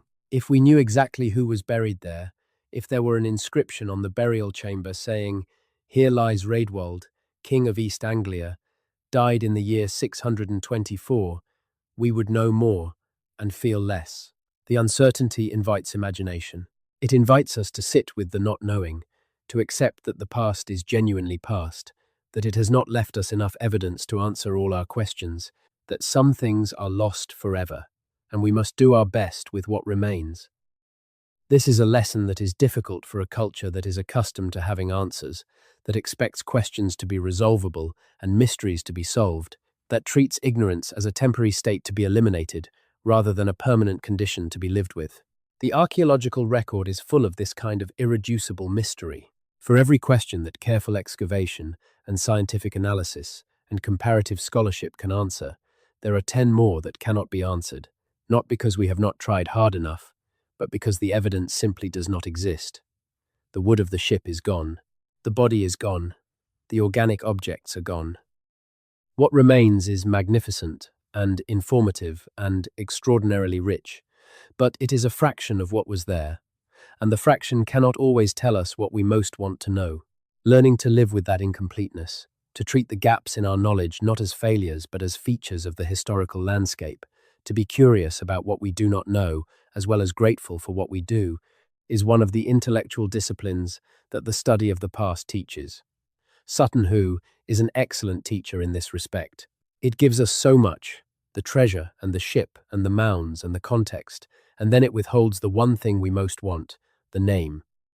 It makes us work with what we have and accept that sometimes what we have is not enough. It teaches us to be comfortable in the shadow of 14 centuries of silence. The silence of Sutton Hoo is not a hostile silence. It is not the silence of destruction or suppression, of a past that was deliberately erased by those who came after it. It is simply the silence of time, the natural fading of the evidence that all pasts undergo, the dissolution of the organic and the survival of the inorganic, the random chance that determines what is preserved and what is lost. The ship survived as a ghost because the iron rivets were more durable than the wood. The treasure survived because gold and garnet and silver are more durable than the organic materials that surrounded them. The mound survived because no one needed the land enough to level it, or because someone in each generation recognized that it should be left alone, or simply because the rabbits, with all their burrowing, were not quite persistent enough to do the kind of damage that would have destroyed it. Every great archaeological discovery has this quality of contingency, of survival against the odds. The Dead Sea Scrolls survived in their clay jars for 2,000 years because the climate of the Judean desert is exceptionally dry. The terracotta army of the first emperor of China survived in its underground pits because the pits were sealed and undiscovered for more than 2,000 years. The bog bodies of northern Europe survived because the particular chemistry of the peat bogs in which they were deposited preserved organic material that would have decayed almost anywhere else. Sutton Hoo survived because the burial was deep enough and undisturbed enough, and because the particular character of the sandy Suffolk soil, acidic enough to destroy organic material but stable enough to preserve the impressions it left, created the conditions in which the ghost of the ship and the treasure of the burial chamber could endure until 1939. There is something deeply moving about this contingency, about the way that the survival of the evidence for the past is so thoroughly a matter of chance. The kings and warriors and craftsmen of the early medieval period had no way of knowing that anything they left behind would survive. They could not have anticipated the conditions of preservation that would keep their finest objects intact for 14 centuries. They made things and used things and buried things with no thought for our interest in them, with no intention to leave us messages across the centuries. And yet here we are, reading those messages, or finding in the objects that survived by chance the evidence of a civilization that was more sophisticated and more connected and more interesting than the received wisdom had previously allowed. The gift that Edith Pretty made to the British nation was not just the treasure, it was the opportunity to ask new questions about the past, to revise the old narratives, to understand something that had not been understood before. The gift that Basil Brown made, the careful and skilled and patient work of his excavation, was the recovery of that opportunity from the earth without destroying it in the process. And the gift that the Woofinger mourners made, all those centuries ago when they loaded the ship and built the chamber and piled the earth over everything, was the monument itself, the decision to create something so magnificent and so lasting that 14 centuries would not be enough to make it disappear entirely. There is a moment in the story of the excavation that everyone who knows it finds memorable. It was Basil Brown, alone in his trench in the centre of the mound, on the day when he first saw through the gaps in the corroded iron fittings of the burial chamber and glimpsed the objects inside. He could see them gleaming in the indirect light of the Suffolk afternoon, the gold and the garnet and the silver, the things that had not seen sunlight since the 7th century. He did not reach for them. He did not try to take them out or examine them more closely. He stopped. He secured the trench against the possibility of collapse, and then he sent word to Mrs. Pretty and waited. What was going through his mind in that moment? Standing alone in the earth above a treasure he had found by his own skill and patience and knowledge, knowing that others would come and that the treasure would go to the museum and that his own role would be overshadowed by the professionals who would take over. We do not know. He did not write about it in those terms. What we do know is what he did, and what he did was exactly the right thing, the thing that preserved the discovery and made it possible for the treasure to be properly excavated and recorded and eventually given to the world. He put the work ahead of himself. He recognized that this was bigger than any individual and acted accordingly. That recognition, that willingness to serve something larger than personal interest or personal glory, is itself a kind of gift, and it is the gift that makes all the others possible. Without Basil Brown's care and discipline in that moment, the story of Sutton Hoo might have been very different, might have been smaller and less complete and less available to the curious mind. With it, the story became what it is, one of the great stories of discovery, of the past recovered, of the silence broken and the mystery partially illuminated, and the beauty restored to the light. The mounds at Sutton Hoo are still there. They are smaller than they were in 1939, eroded by weather and the passage of time, and they will continue to erode slowly over the coming centuries. The site is managed carefully to slow this process, but it cannot be stopped entirely.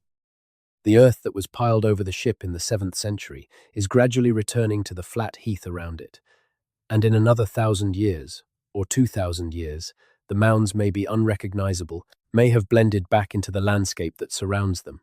But by then the discovery of 1939 will have been recorded and studied and written about and taught for centuries, and the treasure will be in its museum cases or wherever future generations decide to keep it, and the story of what was found there will be part of the historical record of Britain in a way that makes the mounds themselves secondary to the knowledge they provided. The king, whoever he was, is still there. Or rather, the absence of the king is still there. The dissolved calcium and collagen and everything else that once made a human body diffused into the acid soil of the Suffolk heath, now part of the ground itself. The body is gone, but the burial remains, and the burial speaks in the language of objects rather than words, in the language of gold and iron and garnet, rather than the language that Rewrote or whoever it was spoke in life, a language that no living person could understand. It speaks of power and wealth and connection and belief, and the determination of the living to honor the dead in the grandest possible manner. It speaks of a civilization that was not what we thought it was, a civilization more complex and more connected and more beautiful than the old narratives allowed. It speaks across 14 centuries, and it is still speaking, still being heard, still telling us things we did not know before. The story of Sutton Hoo is not over. There are still questions to be answered, still analysis to be done, still things that the existing evidence has not yet revealed. Every few years, a new study appears that illuminates some aspect of the treasure, or the burial, or the historical context, in a way that advances our understanding. The development of new techniques for analyzing ancient materials, new methods for reading the chemistry and the isotopes, and the genetic material of objects and soils and the traces of organic remains, continues to open new possibilities for recovering information that was previously unrecoverable. The future may tell us things about Sutton Hoo that we cannot currently imagine knowing, and the site itself holds more secrets. The 18 mounds have all been investigated to varying degrees, but the surrounding landscape has not been fully explored. There may be features in the fields around the cemetery, boundaries and enclosures and buildings and pathways that would tell us more about how the site was used and what it meant to the people who created it. There may be evidence of the rituals that surrounded the burials, of the gatherings and the ceremonies and the feasting that would have accompanied the deaths of important people and the creation of their monuments. Archaeology is never finished. There is always more to find. What Basil Brown found in May of 1939, on a warm morning on a Suffolk heath with 2 farm workers and a spade and a lifetime of careful attention to the earth under his feet, was not just a treasure. It was a question, or a set of questions, about who we are and where we come from, and what the people who preceded us were capable of. Those questions have been generating answers, and generating more questions ever since, and they will continue to do so for as long as people are curious about the past, and willing to spend the time and effort required to recover it from the silence that covers it.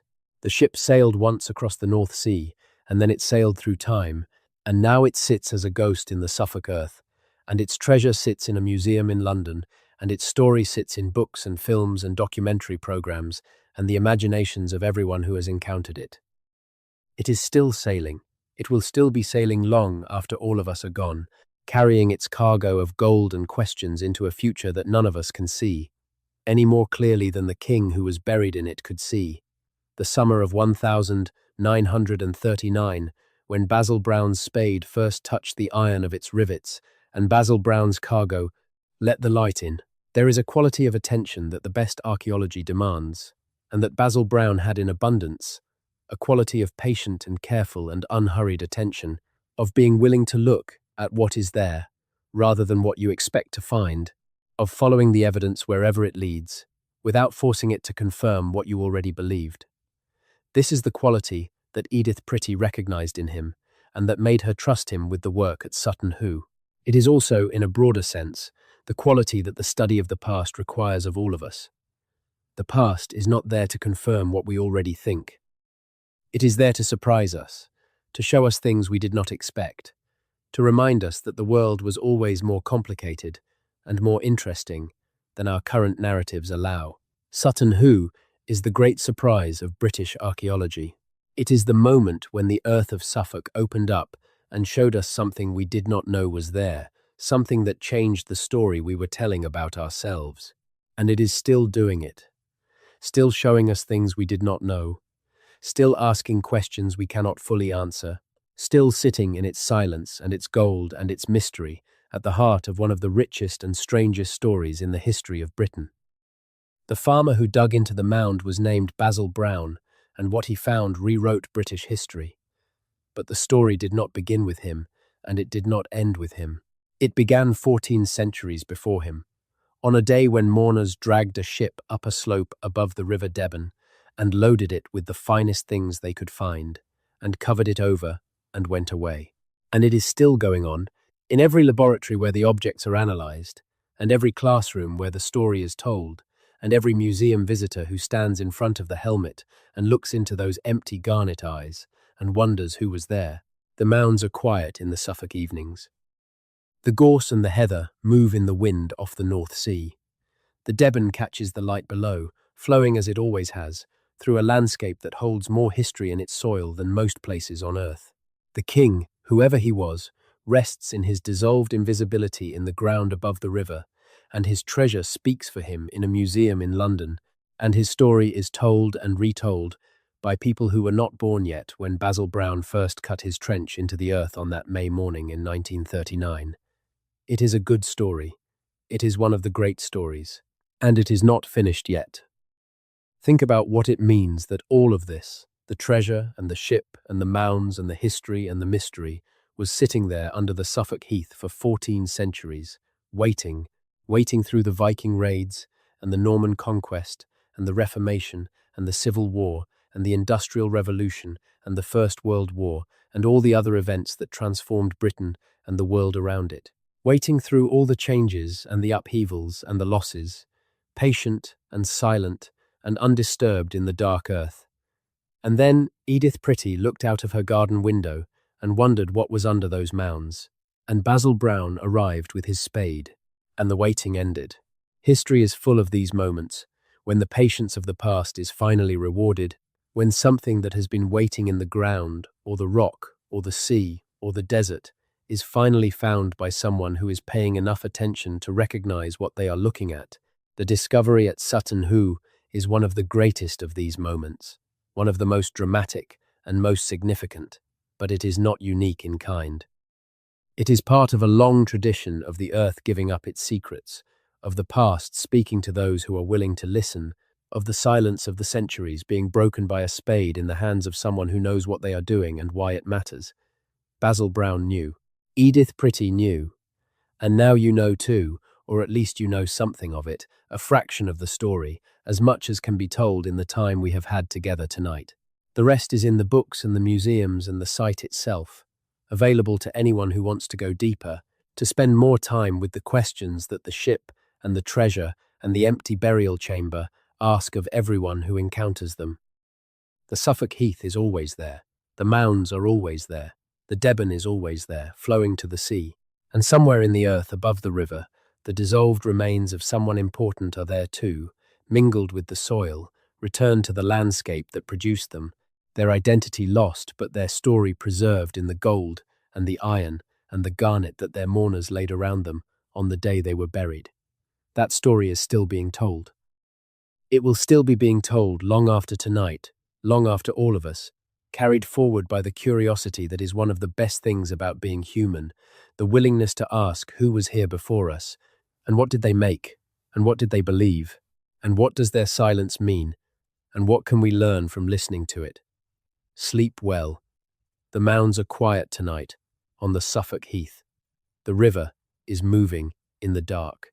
The treasure is safe in its museum cases in London, the helmet looking out with its garnet eyes into the light of the gallery, waiting patiently for the next visitor to stop and look and wonder. And somewhere in the deep past, on a summer day in the 7th century, a king who may have been Raedwald was laid in his ship and sent on his final voyage, and the earth was piled over him, and the world went on without him, and 14 centuries passed, and the earth gave him back, and the story that had been waiting so long finally got to be told. That is the story of Sutton Hoo. That is the story of the farmer who dug into a mound and found something that rewrote British history. And it is a story worth knowing, worth carrying with you into your dreams tonight, worth thinking about the next time you stand in a landscape that seems ordinary, and remember that the ordinary is never entirely ordinary, that the earth under our feet is always holding something, always patient, always waiting for someone to pay the right kind of attention. The ship sails on, the gold endures, the mystery remains. And the heath above the River Deben is very quiet tonight, and very old, and full of things that the darkness knows and the silence keeps. The story of what happened at Sutton Hoo does not exist in isolation. It sits within a much larger story, the story of the early medieval period in Britain and across the North Sea world, a story that is only now being properly told, because for a long time the evidence for it was insufficient, the surviving sources too fragmentary and too biased, the archaeological record too poorly understood. But over the past several decades, as archaeological techniques have improved and as scholars have brought new questions and new methods to bear on the old evidence, that larger story has begun to emerge with increasing clarity and increasing richness. It is a story worth knowing in its fuller dimensions, because those dimensions give the Sutton Hoo discovery its proper context and allow us to understand not just what was found there, but why it matters and what it tells us about the world that made it. The world of the early medieval North Sea was not, as the old narrative sometimes suggested, a world of isolated and backward communities clinging to the margins of a civilization that had collapsed. It was a world of movement, of trade, of cultural exchange, of connections that stretched across enormous distances and that brought together people and goods and ideas from a very wide range of sources. The North Sea itself, which we sometimes think of as a barrier, a boundary between England and the continent, was for the people of the early medieval period a highway, the most efficient and most reliable means of moving people and goods over the distances involved. The communities that lived along its coasts and its rivers were not separated from each other by the sea. They were connected by it. The trade networks of the early medieval North Sea world are known from a variety of sources. Archaeological finds of continental pottery and glass and metalwork in English sites and of English goods in continental sites demonstrate the reality of exchange across the sea. The emporia, the trading settlements that grew up at points along the North Sea coast in the 7th and 8th centuries, places like Hamwick in Southampton and Londonwick in London and Eoforwick in York in England, and Dorestad in the Low Countries and Hedeby in Jutland on the continent, were the nodes of this trading system, the places where goods from across the known world were assembled and redistributed. They were the predecessors of the great medieval trading cities, and they represent a level of economic organization and commercial sophistication that was, until relatively recently, not fully recognized. The goods that moved through these networks were diverse. Wool and cloth from England went east to the continent. Wine from the Frankish kingdoms came north and west to England and Scandinavia. Furs and amber from Scandinavia went south.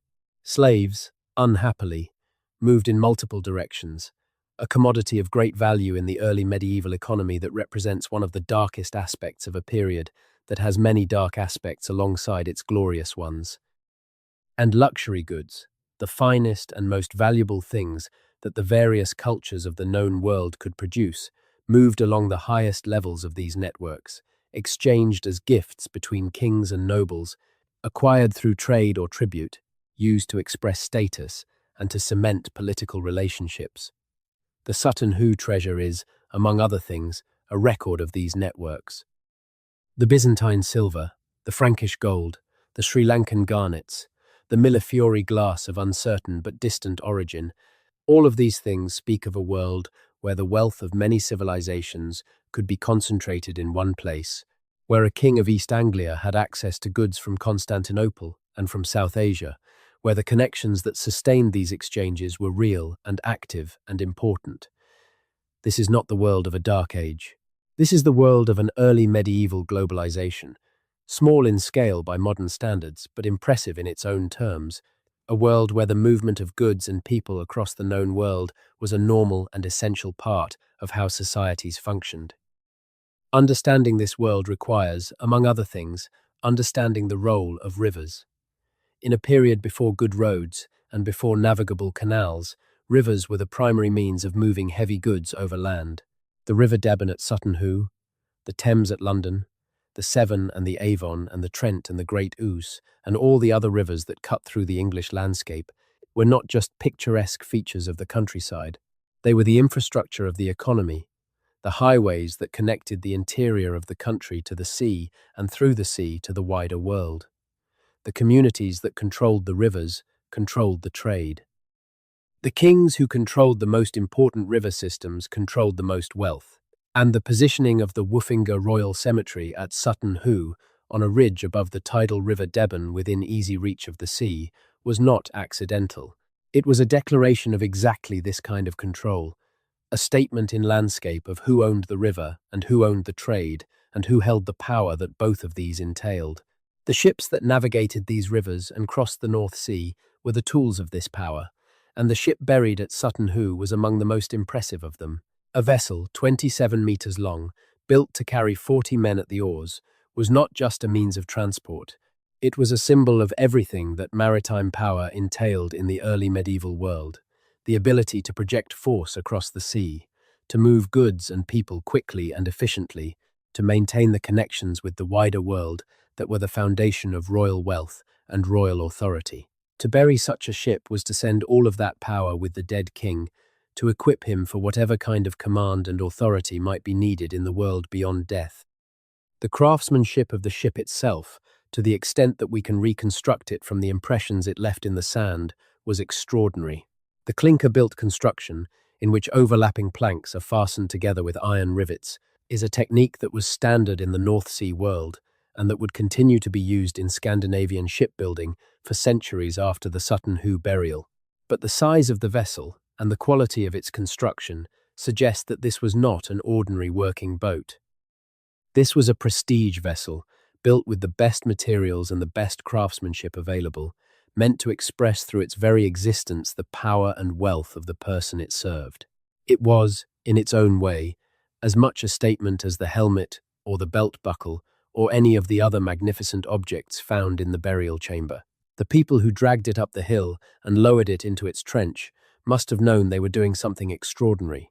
The logistics of the operation, the organization, and the labor required to move a vessel of that size over that terrain would have impressed even modern observers accustomed to mechanical assistance. Without modern machinery, without cranes or forklifts or motorized vehicles, this was an undertaking that required planning and coordination and a very large number of willing workers. It may have taken days. It would certainly have required ropes and rollers and the coordinated effort of many people working together under careful direction. It would have been an event, a spectacle, something that people came to watch and remember and talk about afterward. This spectacular quality was part of the point. The burial of a king was not a private affair in the early medieval world. It was a public ceremony, performed in the view of the community, designed to demonstrate the wealth and power of the dynasty and to transfer the legitimacy of the dead king to the living successors who would follow him. The bigger and more impressive the funeral, the stronger the statement. The more treasure buried, the more clearly the dynasty could demonstrate that it had treasure to spare, that its resources were so great that it could afford to send extraordinary wealth into the ground rather than hoarding it for practical use. This conspicuous waste was, paradoxically, a form of investment, an expenditure that paid off in the political credibility it generated for the family that made it. This logic of conspicuous expenditure runs through many of the most important rituals of the early medieval world, and indeed of many other cultures and periods. The great feast at which the king gave gifts to his warriors was an expression of the same principle. The building of a great church or a great hall was another expression of it. The wearing of magnificent jewelry and elaborate weapons was yet another. In all of these cases, the expenditure of resources was a statement about the abundance of resources, a demonstration that the person making the expenditure was so wealthy and so powerful that they could afford to be generous, or wasteful, or simply spectacular, in ways that others could not match. The burial at Sutton Hoo was the ultimate expression of this principle, the most extreme version of conspicuous expenditure in the early medieval East Anglian world that we can document. It is worth pausing to appreciate the specific objects in a bit more detail, because each one of them is a world in itself, a record of the highest level of craftsmanship that the early medieval world could produce, and a window into the values and beliefs and aesthetic sensibilities of the culture that made and used and ultimately buried them. The great helmet, the belt buckle, the shoulder clasps, the purse lid, these are the most famous objects from the burial, but they are far from the only ones, and the other objects have their own stories to tell and their own claims on our attention. The great iron stand, sometimes called the iron standard, is one of the most puzzling objects from the burial. It is a tall iron rod with a central shaft and branching arms at the top, topped with a small bronze stag, and at the bottom, a wide iron ring that would have allowed it to stand upright on the floor. It has been compared to objects described in early medieval sources as standards or scepters or emblems of royal authority, but its exact function and meaning are uncertain. It may have been something that was carried in procession before the king, a visible mark of royal presence and authority. It may have had a ritual function connected with the religious practices of the Wuffinger court. It may simply have been an object of great symbolic importance, whose specific meaning we have lost, along with the language and belief system that generated it. The hanging bowl, a type of object made by Celtic craftsmen and found at many early medieval English sites, speaks to the complex cultural interactions of the period. Celtic metalwork, made by craftsmen working in the traditions of the Romano, British and Irish cultures of the western regions of Britain, appears frequently in Anglo-Saxon contexts, including in prestigious burials like Sutton Hoo. This tells us that the cultural boundary between the Celtic West and the Germanic East of Britain was not impermeable, that goods and perhaps people and ideas moved across it regularly. The hanging bowls may have been acquired through trade or tribute or gift exchange. They may have been taken as plunder from raids on Western British or Irish communities. However they got there, their presence in the burial chamber at Sutton Hoo is evidence of a world where cultural influences were mixed and overlapping, and where the simple division of early medieval Britain into Anglo-Saxon East and Celtic West does not capture the full complexity of the situation. The collection of weapons in the burial chamber, the sword and the shield and the spears and the javelins, tells us something specific and important about the military culture of early medieval East Anglia. The sword, with its gold and garnet pommel, is a weapon of a type that was produced across the North Sea world in the late 6th and early 7th centuries, and the quality of its fittings places it at the very top of the social hierarchy of weapons. This is not a weapon that any ordinary warrior would have carried. It is a sword for a king, or for someone whose status was indistinguishable from a king's, a weapon whose decorative program expressed the same values and the same cultural connections as the other objects in the burial. The shield, large and round, decorated with elaborate bronze fittings, including the figures of a dragon and a bird, is similar in some respects to shields found in the Swedish burial sites of Vendel and Valsgärde, reinforcing the connection between the Sutton Hoo culture and the contemporary culture of southern Scandinavia. Whether this similarity reflects a shared artistic tradition that was common across the North Sea world, or whether it reflects specific connections between the East Anglian dynasty and the Swedish Vendel period aristocracy, is another question that the evidence cannot definitively answer. The Wuffinger dynasty may have had Scandinavian origins, may have maintained dynastic connections with Scandinavian ruling families, may have acquired prestige objects from Scandinavian sources through gift exchange or trade. Or, the similarities may simply reflect the existence of a common North Sea culture that drew on the same artistic traditions and the same conceptual vocabulary, regardless of which specific community was doing the creating. The presence of feasting equipment in the burial, the cauldron and the bowls and the drinking horns and the bottles, speaks to another dimension of early medieval kingship, the role of the king as host, as the person who provided food and drink to his warriors and followers in the Great Hall, who distributed wealth through the medium of the feast, who expressed his generosity and his power through the abundance of what he offered. The mead hall, described so memorably in Beowulf and other Old English literary texts, was the centre of early medieval political life, the place where the bonds between a king and his warriors were formed and renewed through the rituals of eating and drinking together, through the exchange of gifts, through the telling of stories and the performance of poetry that celebrated the deeds of the king and his ancestors and reminded everyone present of the values they shared. To include feasting equipment in the burial was to say that the dead king would continue to feast, would continue to host and to be generous, would carry the social rituals of his earthly life into whatever existence awaited him. It was also to say to the living mourners that the man they were burying was genuinely the kind of person the ideal demanded, that he had been a good lord, a generous host, a man who fulfilled the obligations that the social code placed on those in his position. The objects in the burial chamber were not just equipment for the afterlife. They were testimony to the kind of person the buried man had been, a statement made by his mourners about his character and his values and his place in the social order.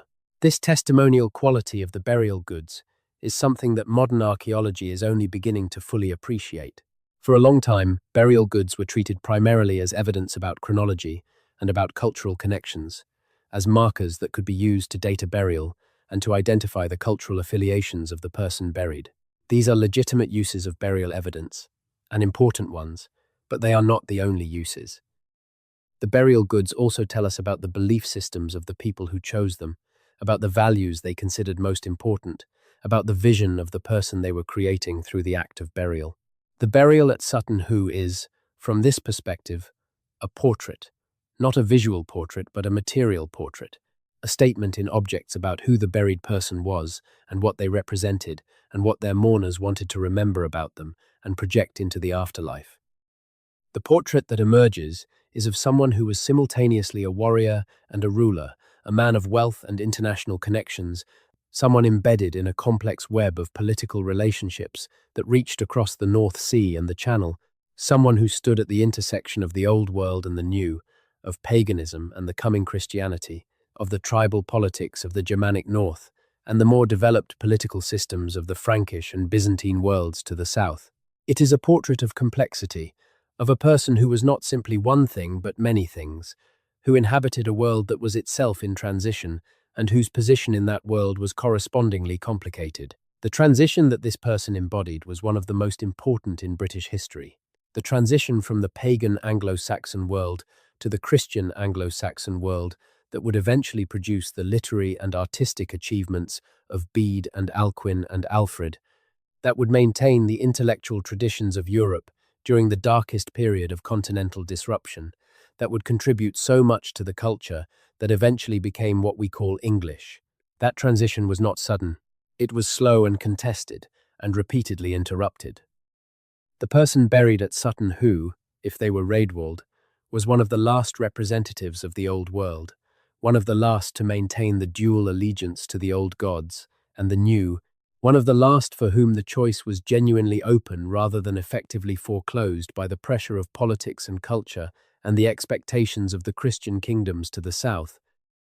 The Christianity that came to England in the late 6th and early 7th centuries came from two directions simultaneously, from Rome in the south and from Ireland in the north and west, and these two streams of Christianity brought with them different traditions and different approaches and different ideas about how the new religion should be organized and practiced.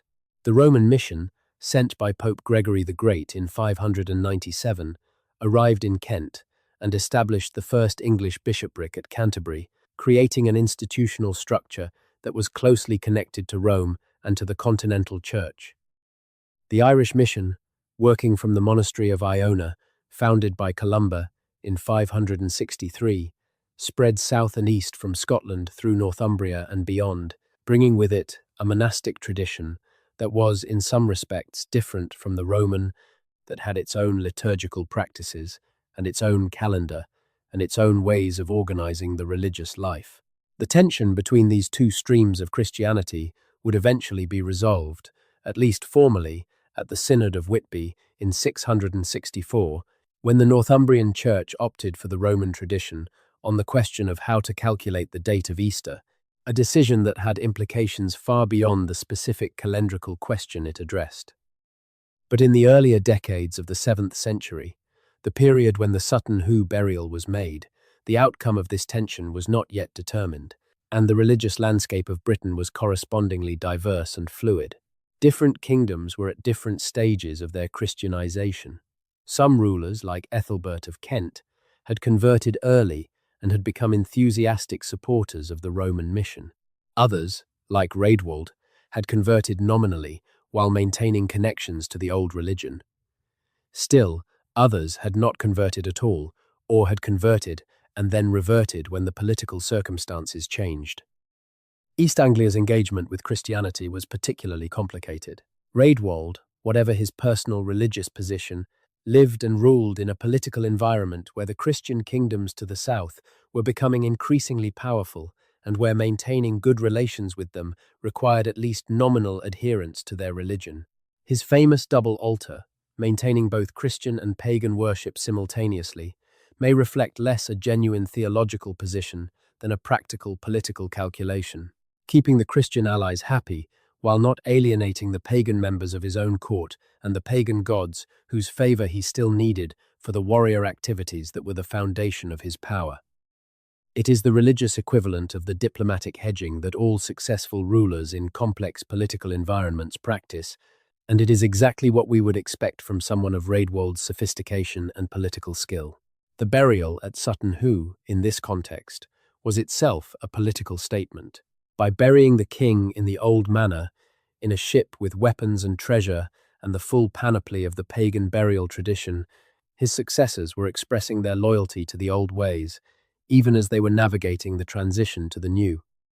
They were saying, whatever the political pressures from the Christian South, we honor our dead in the manner of our ancestors.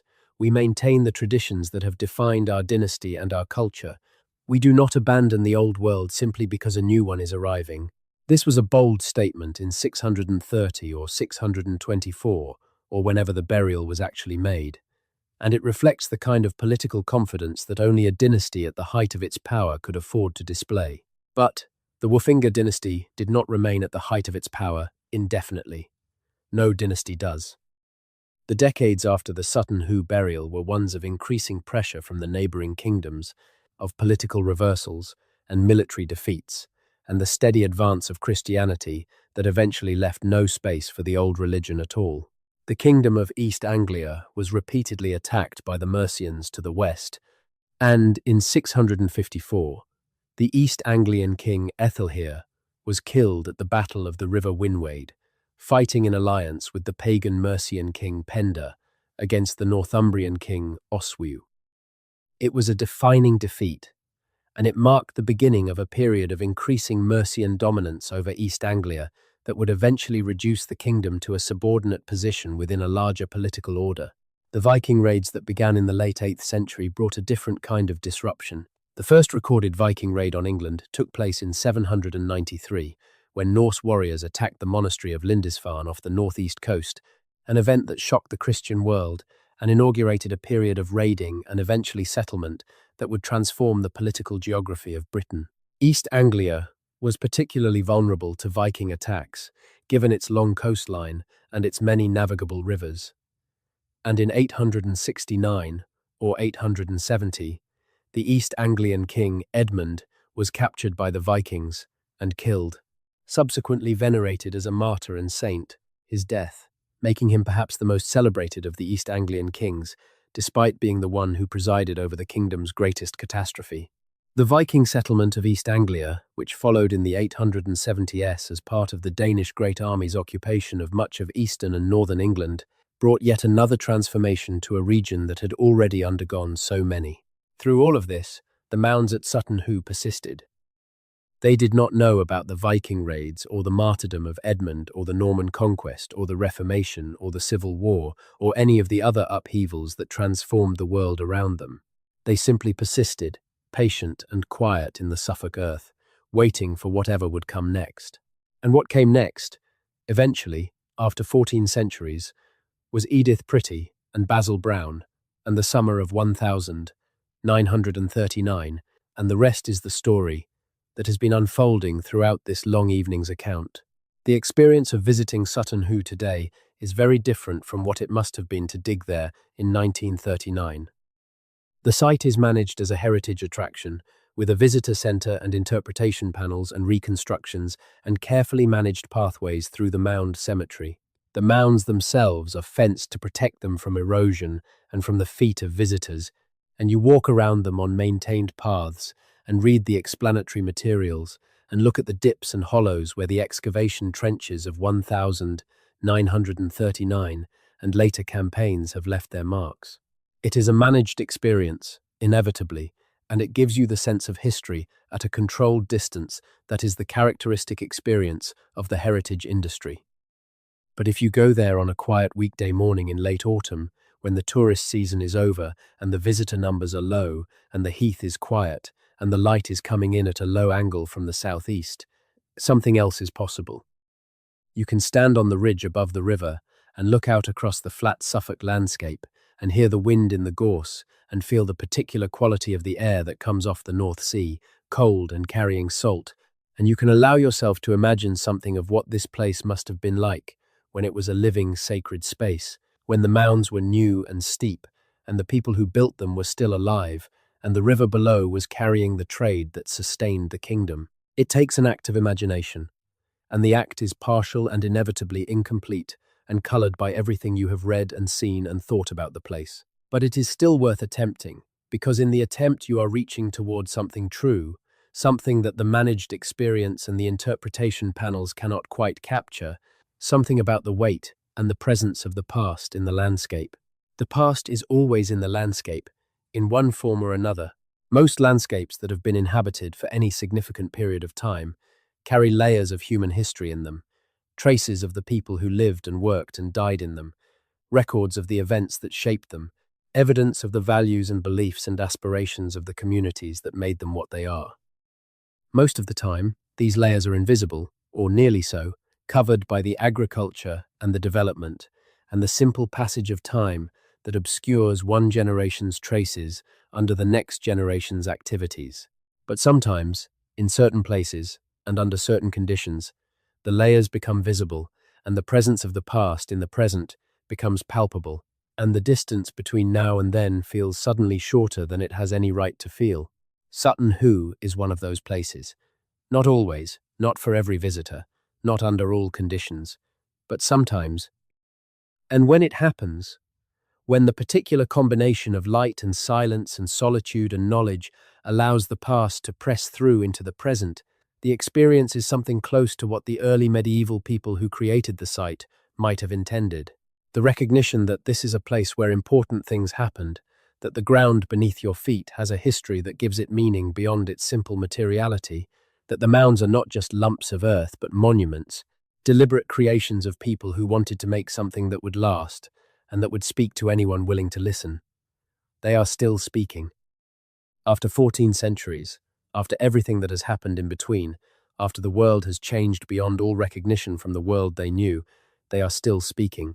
In the gold of the belt buckle, and the garnet of the shoulder clasps, and the iron of the helmet, and the ghost of the ship in the Suffolk sand, they are saying something that we are still in the process of hearing and understanding, something about who we were and what we valued, and how we lived and what we believed. The hearing is incomplete. It will always be incomplete. But it is worth attempting, always, because in the attempting we are doing something essentially human, reaching back across the darkness and the silence, and trying to make contact with the people who came before us. The people who came before us at Sutton Hoo were not so very different from us in the ways that matter most. They loved their king and they grieved when he died. They wanted to honor him, and they expressed that desire through the most magnificent objects they could produce and acquire. They believed that death was not the end, and they acted on that belief with a generosity and an extravagance that has left us speechless with admiration 14 centuries later. They were living in a world that was changing faster than any of them could fully understand, a world where the old certainties were giving way to new ones, where the gods they had worshipped all their lives were being displaced by a new god, whose demands and whose promises were different in ways that must have seemed both compelling and alarming. And in the middle of all that change and uncertainty, they made something permanent. They built a mound and buried a ship and filled it with gold, and 14 centuries later, we found it. And the finding changed the way we understand our own past. That is worth knowing. That is worth the long telling. And if you have been listening through all of it, through all the hours of this long story of a farm in Suffolk and a summer in 1939, and a ship full of gold and 14 centuries of waiting, then you have done something that the people who made Sutton Hoo would have understood perfectly. You have attended to the past. You have paid it the respect of careful attention. You have tried to hear what it is saying. That is all any of us can do, and it is enough. It is more than enough.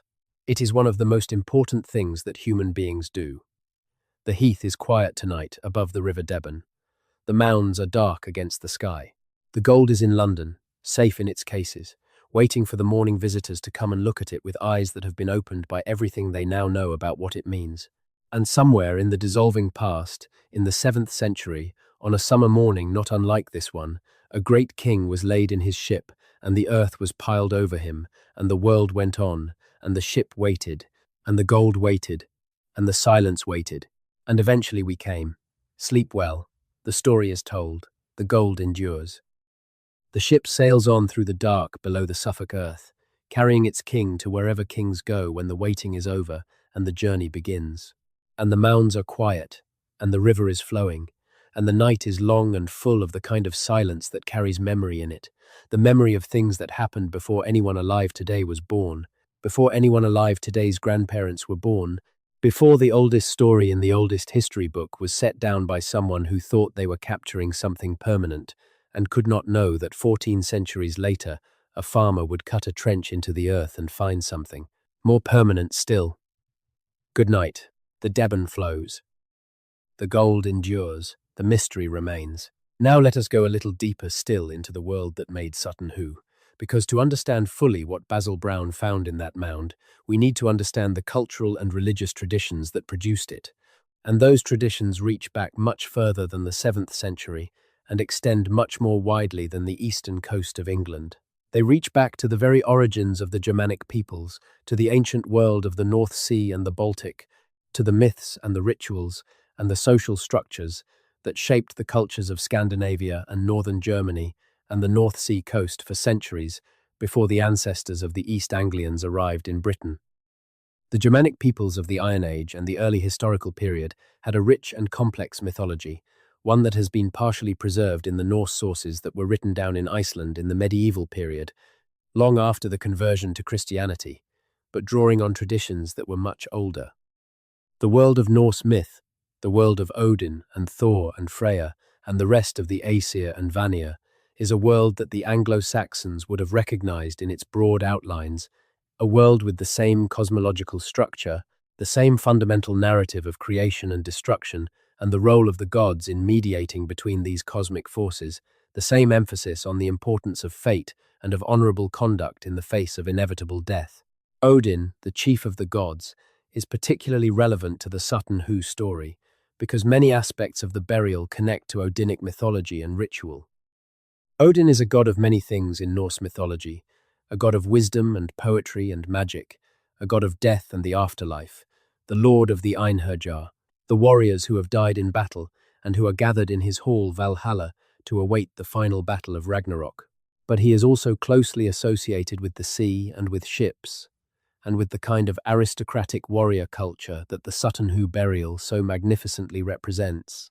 His two ravens, Hugin and Munin, Thought and Memory, fly out over the world each day and return to tell him what they have seen. His wolves, Jerry and Freki, sometimes described as flanking him in exactly the posture depicted in the image on the Sutton Hoo purse lid, complete the iconographic picture of a figure who stands between the wild forces of nature and the civilized world of the hall, mediating and mastering and, ultimately, commanding.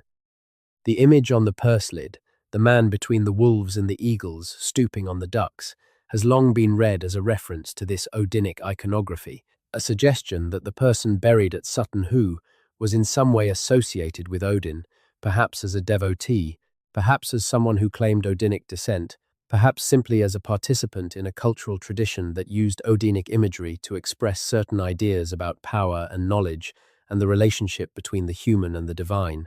The Wuffinger dynasty, like many Anglo-Saxon royal dynasties, traced their genealogy back through a series of legendary ancestors to Woden, the Anglo-Saxon equivalent of Odin, making the connection between the dynasty and the god explicit and institutionalizing it in the form of the royal genealogy. This genealogical connection to the divine was not unusual in the early medieval world. Most of the Germanic royal dynasties claimed divine ancestry of some kind, usually through Woden in the Anglo-Saxon kingdoms and through Odin in Scandinavia, and sometimes through other figures of the mythological tradition.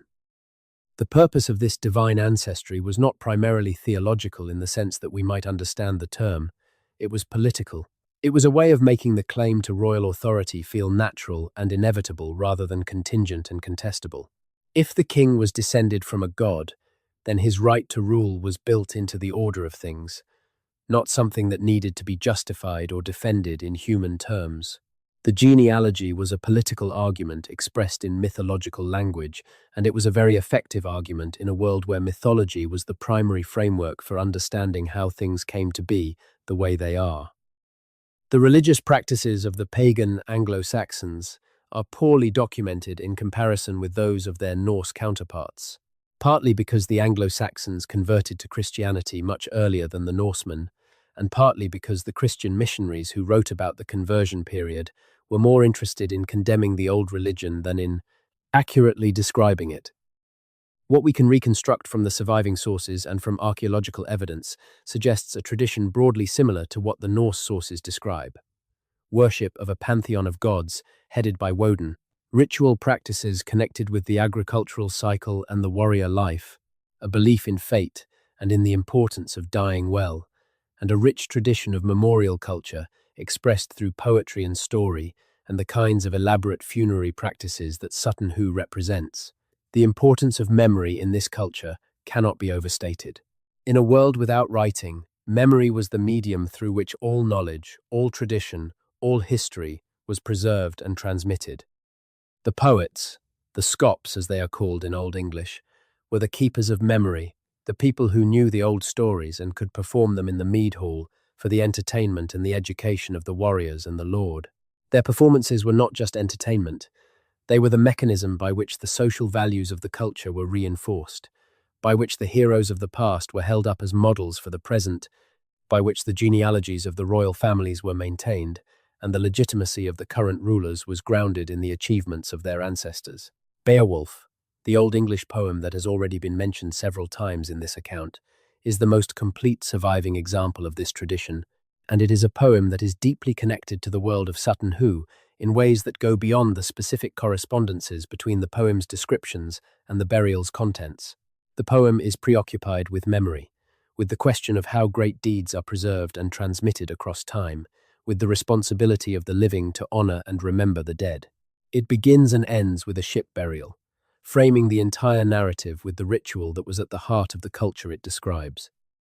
And it is a poem about the end of things, about the inevitable passing of the great hall and the great lord and the community that gathered around them, about the way that even the most magnificent achievements must eventually yield to time and to the darkness that comes after.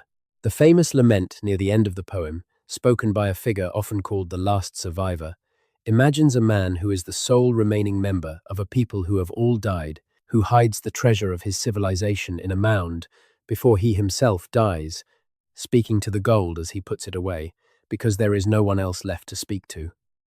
The passage is heartbreaking in its elegance and its sadness, a contemplation of the way that all human achievement is eventually overtaken by oblivion, all the gold and the glory and the fellowship of the mead hall reduced to dust and silence and the darkness of the earth. When Basil Brown cut his trench into Mound 1 at Sutton Hoo and found the gold inside, he was, in a sense, undoing the last survivor's act, recovering from the earth what had been hidden there in grief and in hope and in the belief that the dead deserved the best that the living could provide.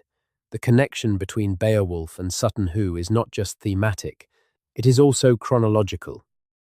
The poem was composed sometime in the period between the late 7th century and the early 10th century, with most scholars currently placing it in the 8th century, or perhaps the late 7th, making it roughly contemporary with the later phases of Anglo-Saxon England and with the culture that had its roots in the same North Sea world that produced the Sutton Hoo burial.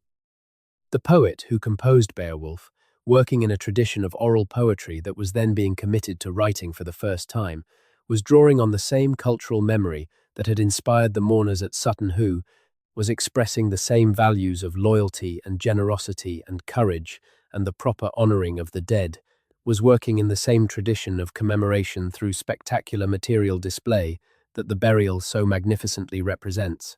To read Beowulf, after standing in the Sutton Hoo Gallery at the British Museum, is to experience something remarkable, a double vision in which the literary and the material illuminate each other across the centuries. The description of the hall, Rewrote, bright with gold and ringing with song and laughter until the monster came out of the darkness to destroy it, sounds different when you have seen the hanging bowl and the drinking horns and the feasting equipment that were placed in the burial chamber.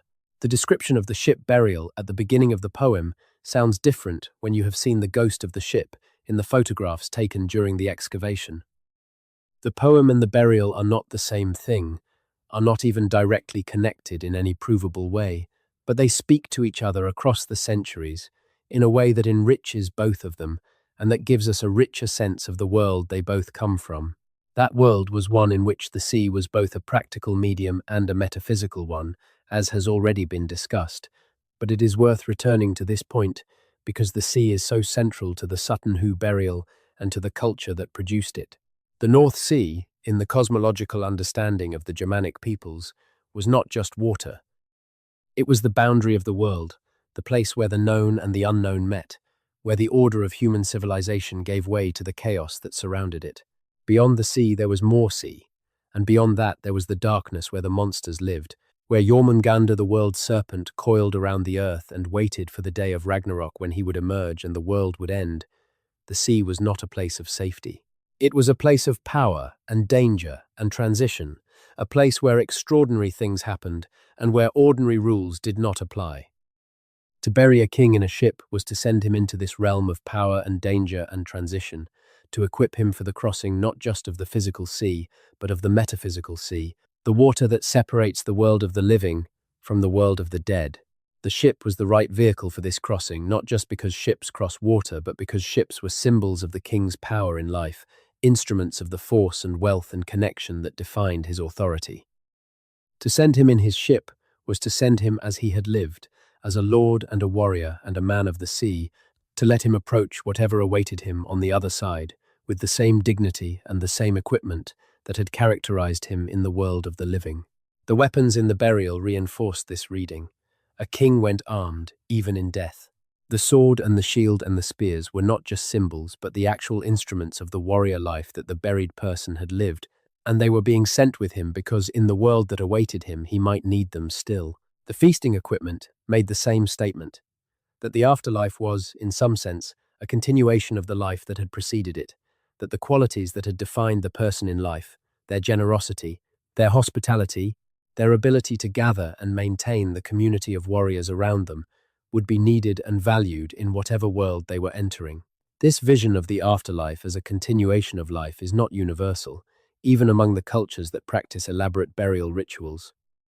The Christian vision of the afterlife, that was beginning to displace the pagan one in early 7th century England, was quite different, emphasizing the break rather than the continuity, the judgment and the reward, or punishment, rather than the ongoing exercise of the same qualities that had characterized the person in life. The tension between these two visions of what happens after death is one of the most interesting aspects of the transitional period that the Sutton Hoo burial represents, and it is a tension that you can see expressed in the burial itself, in the combination of pagan and Christian objects, in the decision to send the king in a ship in the old manner, even as the world around him was moving toward the new. The coming of Christianity to England was not, from the perspective of the people who experienced it, simply the arrival of a new set of religious beliefs. It was the arrival of a whole new civilization, a civilization with its own language and its own writing system and its own legal traditions and its own architectural forms and its own modes of organizing the religious life.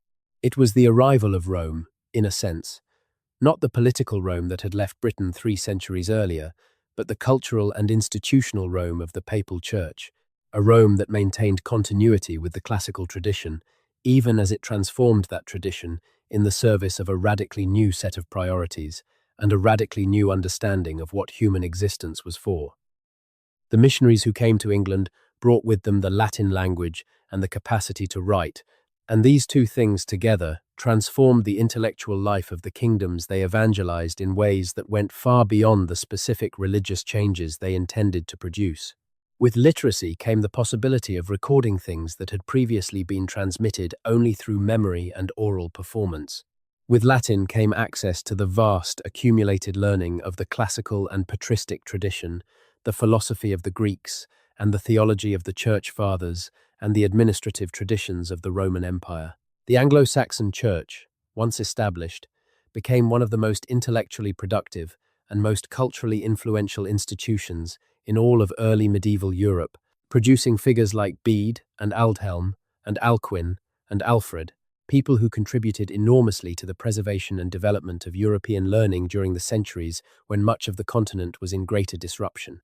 None of this was predictable in 630, when the Sutton Hoo burial was made. The outcome of the transition from paganism to Christianity was not yet determined. The old traditions were still powerful and still socially embedded. The new religion had made important converts among the ruling classes, but had not yet penetrated deeply into the ordinary life of the people. The world was in transition, as it always is, always between one thing and the next, never quite arriving at the state that the momentum of change seems to be pointing toward. The burial at Sutton Hoo captures this transitional moment with a fidelity that no text of the period achieves. It is a physical record of a world between worlds, a snapshot of a culture in the process of transformation, poised between the old and the new, still reaching back to the traditions of the Germanic North, even as the future that would eventually subsume those traditions was already taking shape around it. To look at the objects from the burial is to look at this moment of suspension, this last magnificent expression of a way of life that was about to be changed beyond recognition, this final statement in gold and iron and garnet of values that would survive the change in modified form, but that would never again find expression in quite this way. That is what makes the discovery of 1939 so important, and that is why the story of what Basil Brown found in that mound in Suffolk continues to be told and retold and studied and argued about more than 80 years later. It is not just a treasure, though it is certainly that. It is not just an archaeological discovery, though it is certainly that too. It is a window, one of the clearest and most complete windows we have, into a world that has otherwise largely vanished, a world that was richer and stranger and more connected than the old narratives allowed, a world that deserves to be understood on its own terms and appreciated for what it was, rather than merely positioned as a way station between the classical past and the medieval future. The people of that world looked at the night sky and saw the same stars we see now. They felt the wind off the North Sea and smelled the salt and the heather and the turned earth. They ate and drank and laughed and grieved and made love and had children and grew old and died, just as people do now and have done since the beginning. They were not so very different from us in the ways that matter most. They were human, completely and recognizably human, with all the complexity and the contradiction and the aspiration and the failure that human life has always involved. And one of them, sometime in the first third of the 7th century, died. And the people who loved them and owed them loyalty and were sustained by their power and their generosity did what the tradition of their culture demanded and what the love of their hearts inspired. They got the best ship they could find, and they loaded it with the finest things they could assemble, and they dragged it up a hill above a river, and they put their king in it, and they covered it over, and they went away. And 14 centuries passed. And a farmer came with a spade, and the silence was broken, and the story began to be told. It is still being told. It will go on being told. And as long as there are people willing to listen to it, willing to pay attention to the past, and to hear what it is trying to say, the king in his ship will not be entirely lost, and the craftsman who made the gold will not be entirely forgotten, and the mourners who built the mound will not have labored entirely in vain. Memory is the greatest gift the living can give the dead. And the story of Sutton Hoo is, among other things, a very long act of memory, extended now across 80 years of scholarship and wonder and argument and discovery. Remember it. Carry it with you. Tell it to someone else someday. That is how the dead are kept alive, in the only way that matters, in the minds and hearts of the living who have learned to care about them. The king in the ship is waiting. He has been patient for a very long time. He does not need much, just a listener, just someone willing to sit in the dark and hear the story of what was buried in a mound in Suffolk in the 7th century and found in the summer of 1939 by a man with a spade and a lifetime of careful attention to the earth. You have listened. Thank you for that. The gold endures, the ship sails on. And the heath above the River Deben is very quiet now, very old, and full of the silence that holds all the stories the earth has ever been trusted to keep. Sleep well. There is something that the objects from Sutton Hoo do that very few objects from very few historical periods can do quite as powerfully. They make the past feel present. Not past in the sense of gone and inaccessible, sealed away behind glass and centuries, requiring specialized knowledge to approach. Present in the sense of alive, resonant, speaking directly to something in the observer that does not require explanation or context to respond. The helmet does this most dramatically, because the helmet has a face, or the suggestion of a face, and faces are what human beings are most attuned to recognize and respond to. But the belt buckle does it too, and the shoulder clasps, and even the great iron stand, each in its own way, pulling the observer into direct contact with something made by human hands in the specific service of human values and human emotion that remain recognizable across the centuries. This quality of presence is not something that can be fully explained by analysis.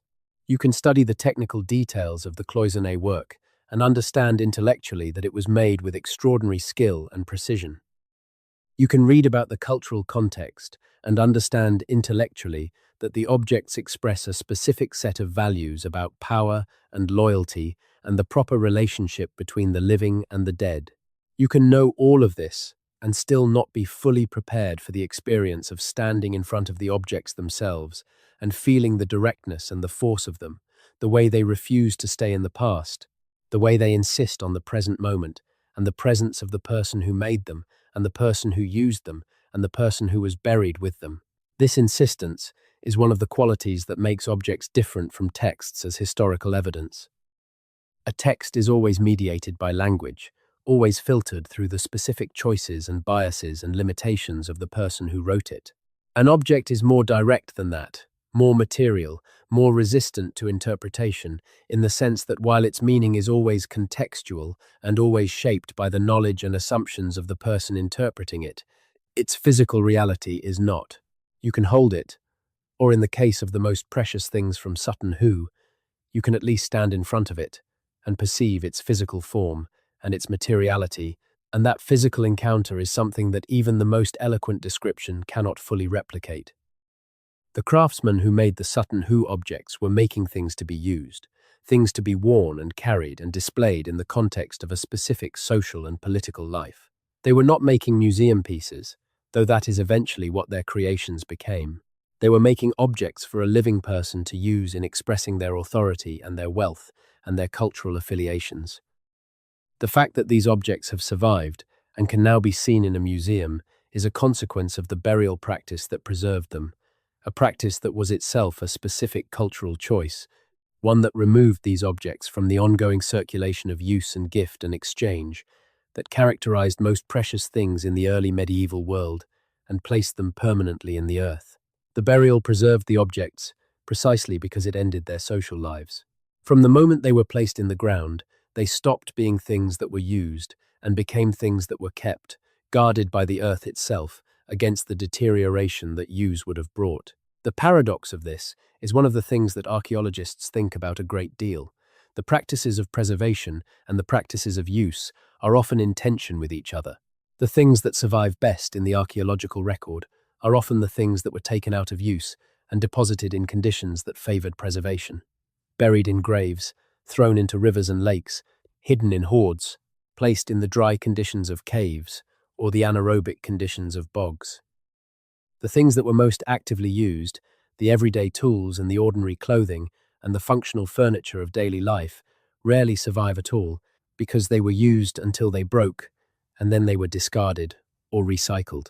The archaeological record is in this sense a biased sample of the past, weighted toward the exceptional and the ceremonial at the expense of the ordinary and the practical, and this bias shapes the picture we have of the past in ways that are difficult to fully correct for.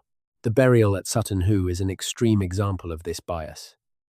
The objects placed in the burial chamber were already exceptional in the context of their own time, already among the finest and most valuable things that early medieval East Anglian culture could produce.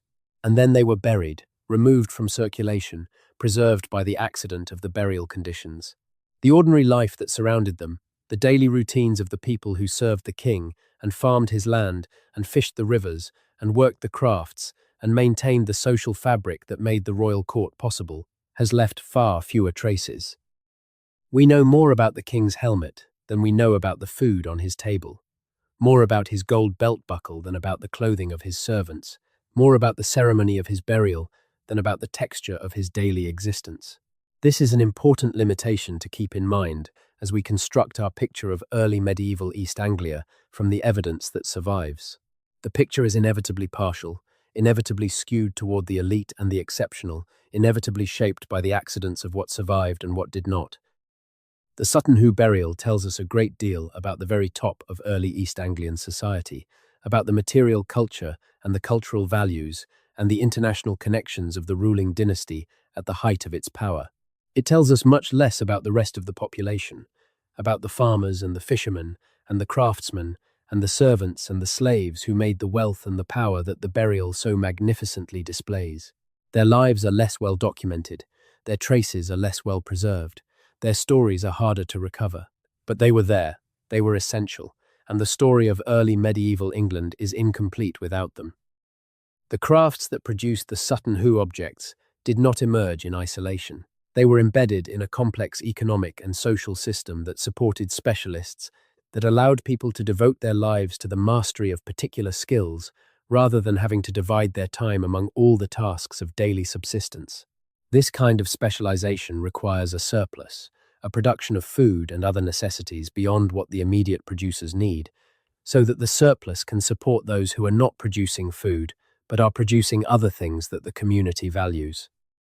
The elaborate craft traditions of early medieval East Anglia, of which the Sutton Hoo objects are the most spectacular surviving expression, are therefore evidence not just of artistic achievement, but of economic organization, of a system capable of generating and directing surplus in ways that supported the development of high-level craftsmanship. The king was at the center of this system, as the person who controlled the distribution of the surplus through tribute and gift and the organization of labor. His wealth was not, in the modern sense, his personal property, accumulated through his own effort and available for his own use. It was, in the early medieval understanding, the collective wealth of the kingdom entrusted to him for the purposes of maintaining the military force and the diplomatic relationships and the religious practices that were the king's obligations to his people. His role was not to accumulate but to distribute, to take in the tribute that his subjects owed him and to give it back in the form of weapons and feasts and gifts and, ultimately, in the protection and the political order that was the return the king owed, his warriors and his people. The buried treasure at Sutton Hoo is therefore a record, not just of one person's wealth, but of a whole political economy, a record of the resources that a kingdom could concentrate and deploy in the service of its most important political performances. The gold that went into the ground at Sutton Hoo was gold that had been brought to East Anglia through trade and tribute and gift exchange from across the known world, concentrated in the hands of the king, and then sent back into the earth in a final gesture of royal magnificence that served the political purposes of the dynasty even after the king himself was dead. Understanding this political economy requires understanding something about the broader world of early medieval Northern Europe, the world of the North Sea and the Baltic and the Rhine, the world of Francia and Frisia and the Scandinavian kingdoms, the world that was connected by sea routes and river routes, and by the movement of goods and people and ideas across these routes, on a scale that the old narratives of the Dark Ages consistently underestimated. The Sutton Hoo burial is embedded in this world, is explicable only in relation to this world, and any account of it that treats it as an isolated phenomenon rather than as a node in a much larger network is missing something essential. The Frankish connection is particularly important. The Frankish kingdom, which occupied what is now France and Western Germany, was in the early 7th century the most powerful and most culturally sophisticated political entity in Western Europe, north of the Alps. The Frankish kings, the Merovingians, were Christians who maintained the institutional structures of the late Roman world more thoroughly than any of their Germanic neighbours, and their court was a centre of art and learning and political sophistication that exercised influence far beyond its borders. The trade connections between Francia and England in the early 7th century were extensive, and the Frankish gold coins found in the Sutton Hoo purse are direct evidence of these connections, evidence that the Woffinger court was participating in an economic network that reached to the heart of the most important kingdom in the Western world. The Byzantine connection is even more striking. The silver dish stamped with the mark of the Emperor Anastasius, who died in 518, was more than a century old when it was placed in the burial chamber at Sutton Hoo. It had travelled from the eastern Mediterranean, from the court of the emperor at Constantinople, across half the known world to end up in a burial mound in Suffolk. How it got there is unknown. It may have come as a diplomatic gift, traded through intermediaries along the routes that connected the Mediterranean to the North Sea. It may have been acquired by a previous generation of the Woffinger dynasty and passed down as an heirloom. It may have been part of a trading voyage, one of the regular exchanges that connected the commercial world of the Mediterranean with the more northerly commercial world of the North Sea and the Baltic. Whatever its specific route, its presence in the burial is a testament to the reach and the ambition of the Woffinger court, to the awareness of the wider world that the dynasty's rulers possessed, to their ability to engage with that wider world on their own terms, and to bring back to their kingdom the finest things that other civilizations had to offer. This was not the behavior of a provincial backwater. This was the behavior of a sophisticated political culture that understood its own place in a larger world and that was determined to participate in that world at the highest level it could reach. The garnets, with their documented origin in South Asia, push this reach to its limits. The stones that give the Sutton Hoo jewellery its distinctive quality of glowing red light, that make the shoulder clasps seem to contain fire, came from the subcontinent, from the mines of Sri Lanka and possibly India, where they were quarried and cut and sold to merchants who carried them west along the trade routes that connected South Asia to the Persian Gulf, and from there to the Mediterranean world, and eventually to the craftsmen of the North Sea coast, who turned them into the cloisonné masterpieces found in the burial chamber. The chain of exchange that brought these stones from South Asia to Suffolk was long and complex, and involved many intermediaries and many transactions, but it worked, and its product was the jewellery that now sits in the British Museum and that continues, 14 centuries after it was made, to make the heart beat a little faster when you see it properly lit for the first time. This global reach of the Sutton Hoo objects is one of the most important things they tell us, because it undermines so thoroughly the narrative of isolation and backwardness that used to characterize accounts of the early medieval period. A culture that could acquire garnets from Sri Lanka and silver from Byzantium and gold from Francia and convert these materials into objects of breathtaking beauty was not a culture cut off from the world. It was a culture that was actively engaged with the world, that had the knowledge and the connections and the resources to participate in global exchange at the highest level available to any civilization of its time. This engagement with the wider world was not, of course, simply a matter of passive reception, of taking in what other cultures produced without contributing anything in return.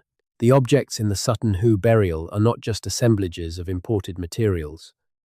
They are original creations, things that did not exist before they were made, things that express a specific cultural vision in a specific cultural idiom that is distinct from any of the traditions that fed into it. The cloisonné tradition that was used for the shoulder clasps and the purse lid draws on Mediterranean and Near Eastern origins, but the specific forms and the specific aesthetic of the Anglo-Saxon polychrome style are something new, something that developed in the workshops of the North Sea coast, and that has a character that is recognizably its own. The craftsmen of early medieval East Anglia were not imitators. They were creators, working in a living tradition that absorbed influences from many sources and transformed them into something new. The study of this creative process, of how the early medieval craftsmen absorbed and transformed the influences available to them, is one of the most active areas of current research into the period. New analysis techniques allow scholars to trace the chemical signatures of specific materials back to their sources, to reconstruct the processes used in their manufacture, to identify the workshops in which specific objects were made, and the training traditions that produced the craftsmen who made them. The picture that emerges from this research is of a craft world that was itself highly networked, in which craftsmen moved between courts and workshops, in which techniques were transmitted across long distances through the movement of people and objects, in which the finest work was the product of a tradition that stretched across the North Sea world and that maintained its standards through a system of apprenticeship and peer pressure and royal patronage that is only now beginning to be fully understood. The royal patron was central to this craft world in ways that are difficult to appreciate from a modern perspective. In a world without art markets or museums or the institutional structures that support artists and craftsmen today, the primary mechanism through which high-level craftsmanship was sustained was royal and aristocratic patronage. The king and the great nobles were the people who could afford to commission the finest work, who could attract the best craftsmen to their courts by offering rewards and recognition, who could assemble the most expensive materials and give the craftsmen the resources and the time they needed to produce work of the highest quality. The great objects of the early medieval world, the illuminated manuscripts and the carved ivories and the jeweled reliquaries and the magnificent metalwork like that found at Sutton Hoo, were all products of this patronage system, all made possible by the concentration of wealth in the hands of those who valued beauty and were willing to pay for it. The craft traditions that produced the Sutton Hoo objects also had a religious dimension that is easy to overlook, but that was probably central to how the craftsmen themselves understood their work.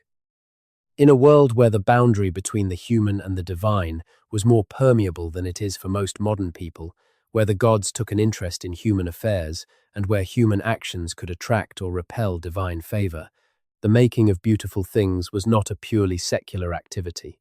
It was an act that engaged the divine, that required the cooperation of powers beyond the merely human, that expressed in material form the relationship between the maker and the forces that governed the world.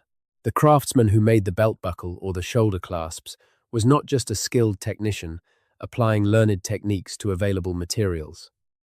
They were a person engaged in an act of creation that had spiritual as well as practical dimensions, that connected them to the traditions and the beliefs and the divine patrons that their culture recognized as the sources of craft skill. This spiritual dimension of craft is something that many cultures have recognized and that has been expressed in many ways, from the guilds of medieval Europe with their patron saints and their quasi-religious ceremonies, to the Japanese traditions of craft mastery that treat the development of skill as a form of spiritual discipline to the indigenous traditions of many cultures that understand the making of beautiful things as a form of communication with the divine.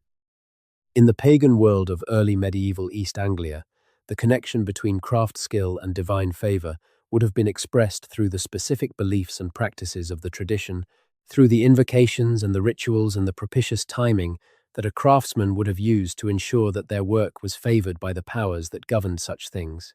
None of this is directly documented for the early Anglo-Saxon period, but the broad parallel with what we know of contemporary Norse and Germanic practice makes it reasonable to assume that something of this kind was part of the cultural context in which the Sutton Hoo objects were made. The objects themselves, with their intricate interlaced patterns and their carefully balanced compositions and their use of light and color and material in the service of specific meanings, express a vision of the world as ordered, as structured according to principles of pattern and balance that reflect the ordering principles of the cosmos itself. The interlaced tradition, which appears throughout the decorative arts of the North Sea world in the late 6th and 7th centuries, is not just an aesthetic style. It is a philosophical statement, an expression of the idea that beneath the apparent chaos of the natural world there is a deeper order, a pattern of connections and relationships that runs through all things, and that can be perceived and expressed by those who have developed the attention and the skill to see it. The craftsman who laid out the interlace on the surface of the belt buckle was not just making a pretty design, they were making visible something that they believed to be true about the nature of reality.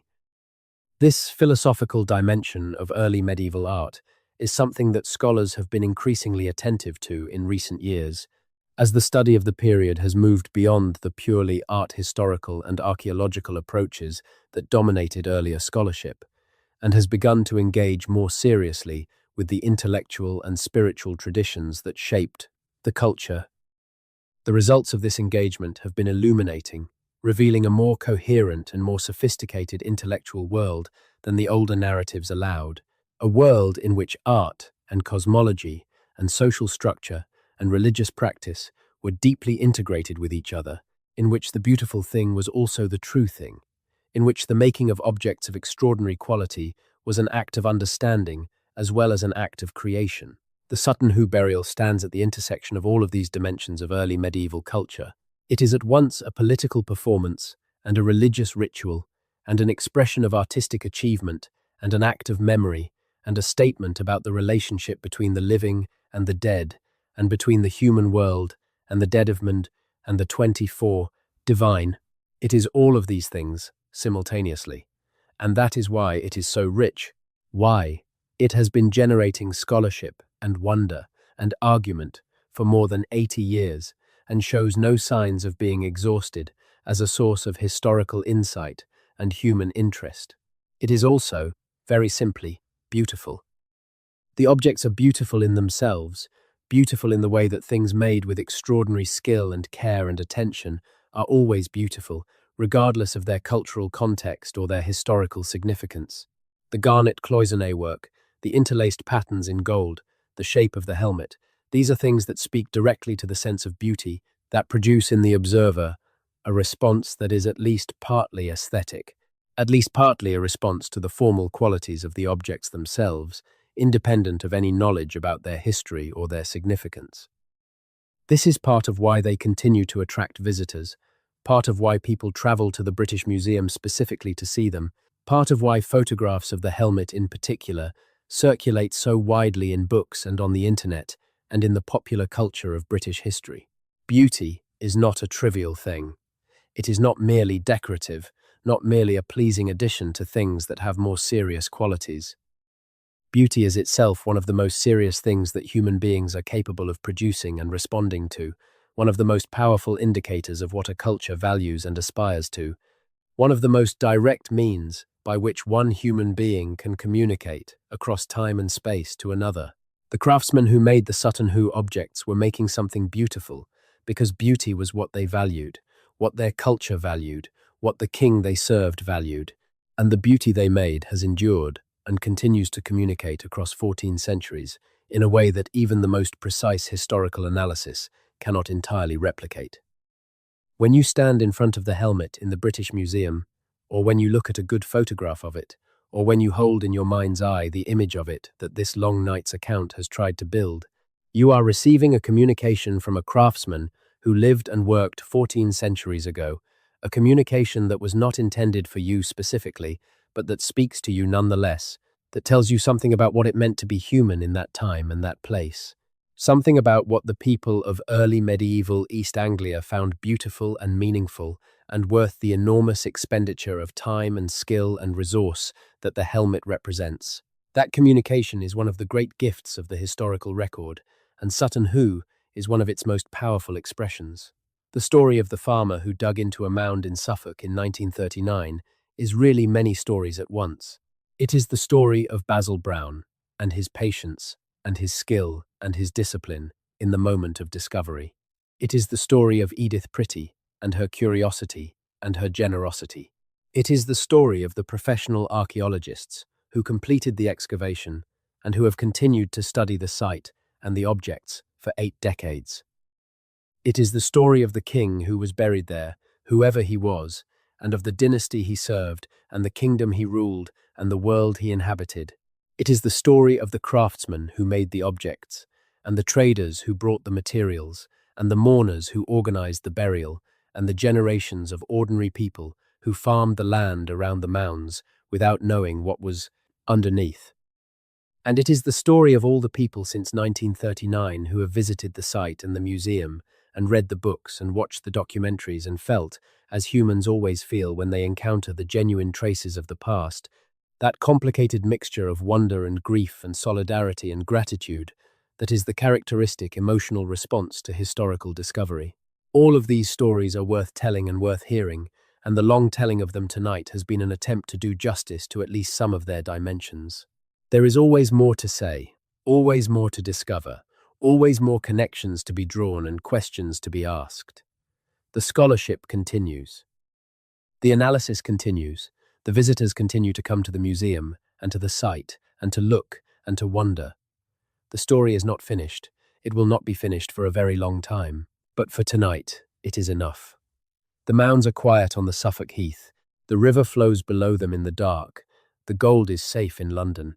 The king is at peace in his dissolution, returned to the earth that once held him, part of the landscape he ruled.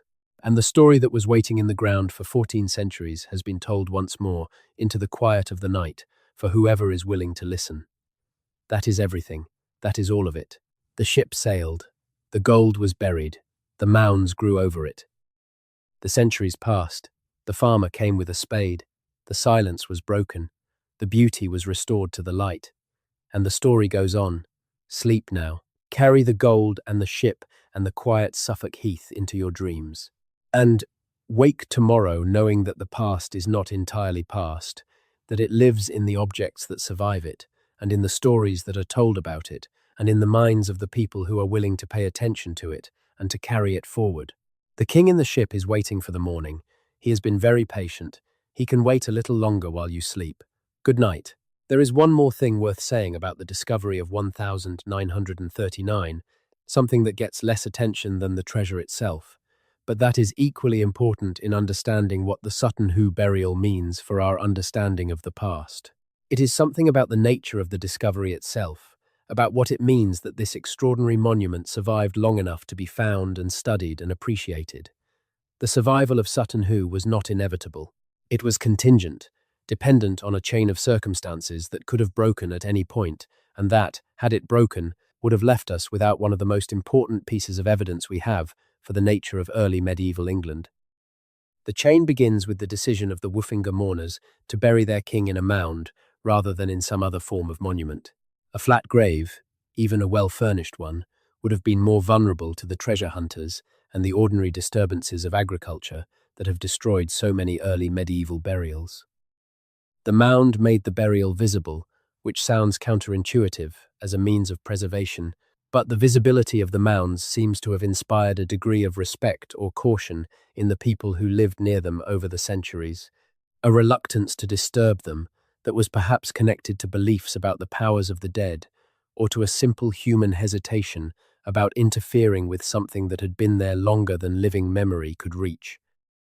The chain continues with the particular character of the soil at Sutton Hoo, the acidic, sandy subsoil that dissolved organic material while preserving the inorganic, that created the conditions in which the ghost of the ship and the impressions of the wooden objects could survive even as the materials themselves decayed.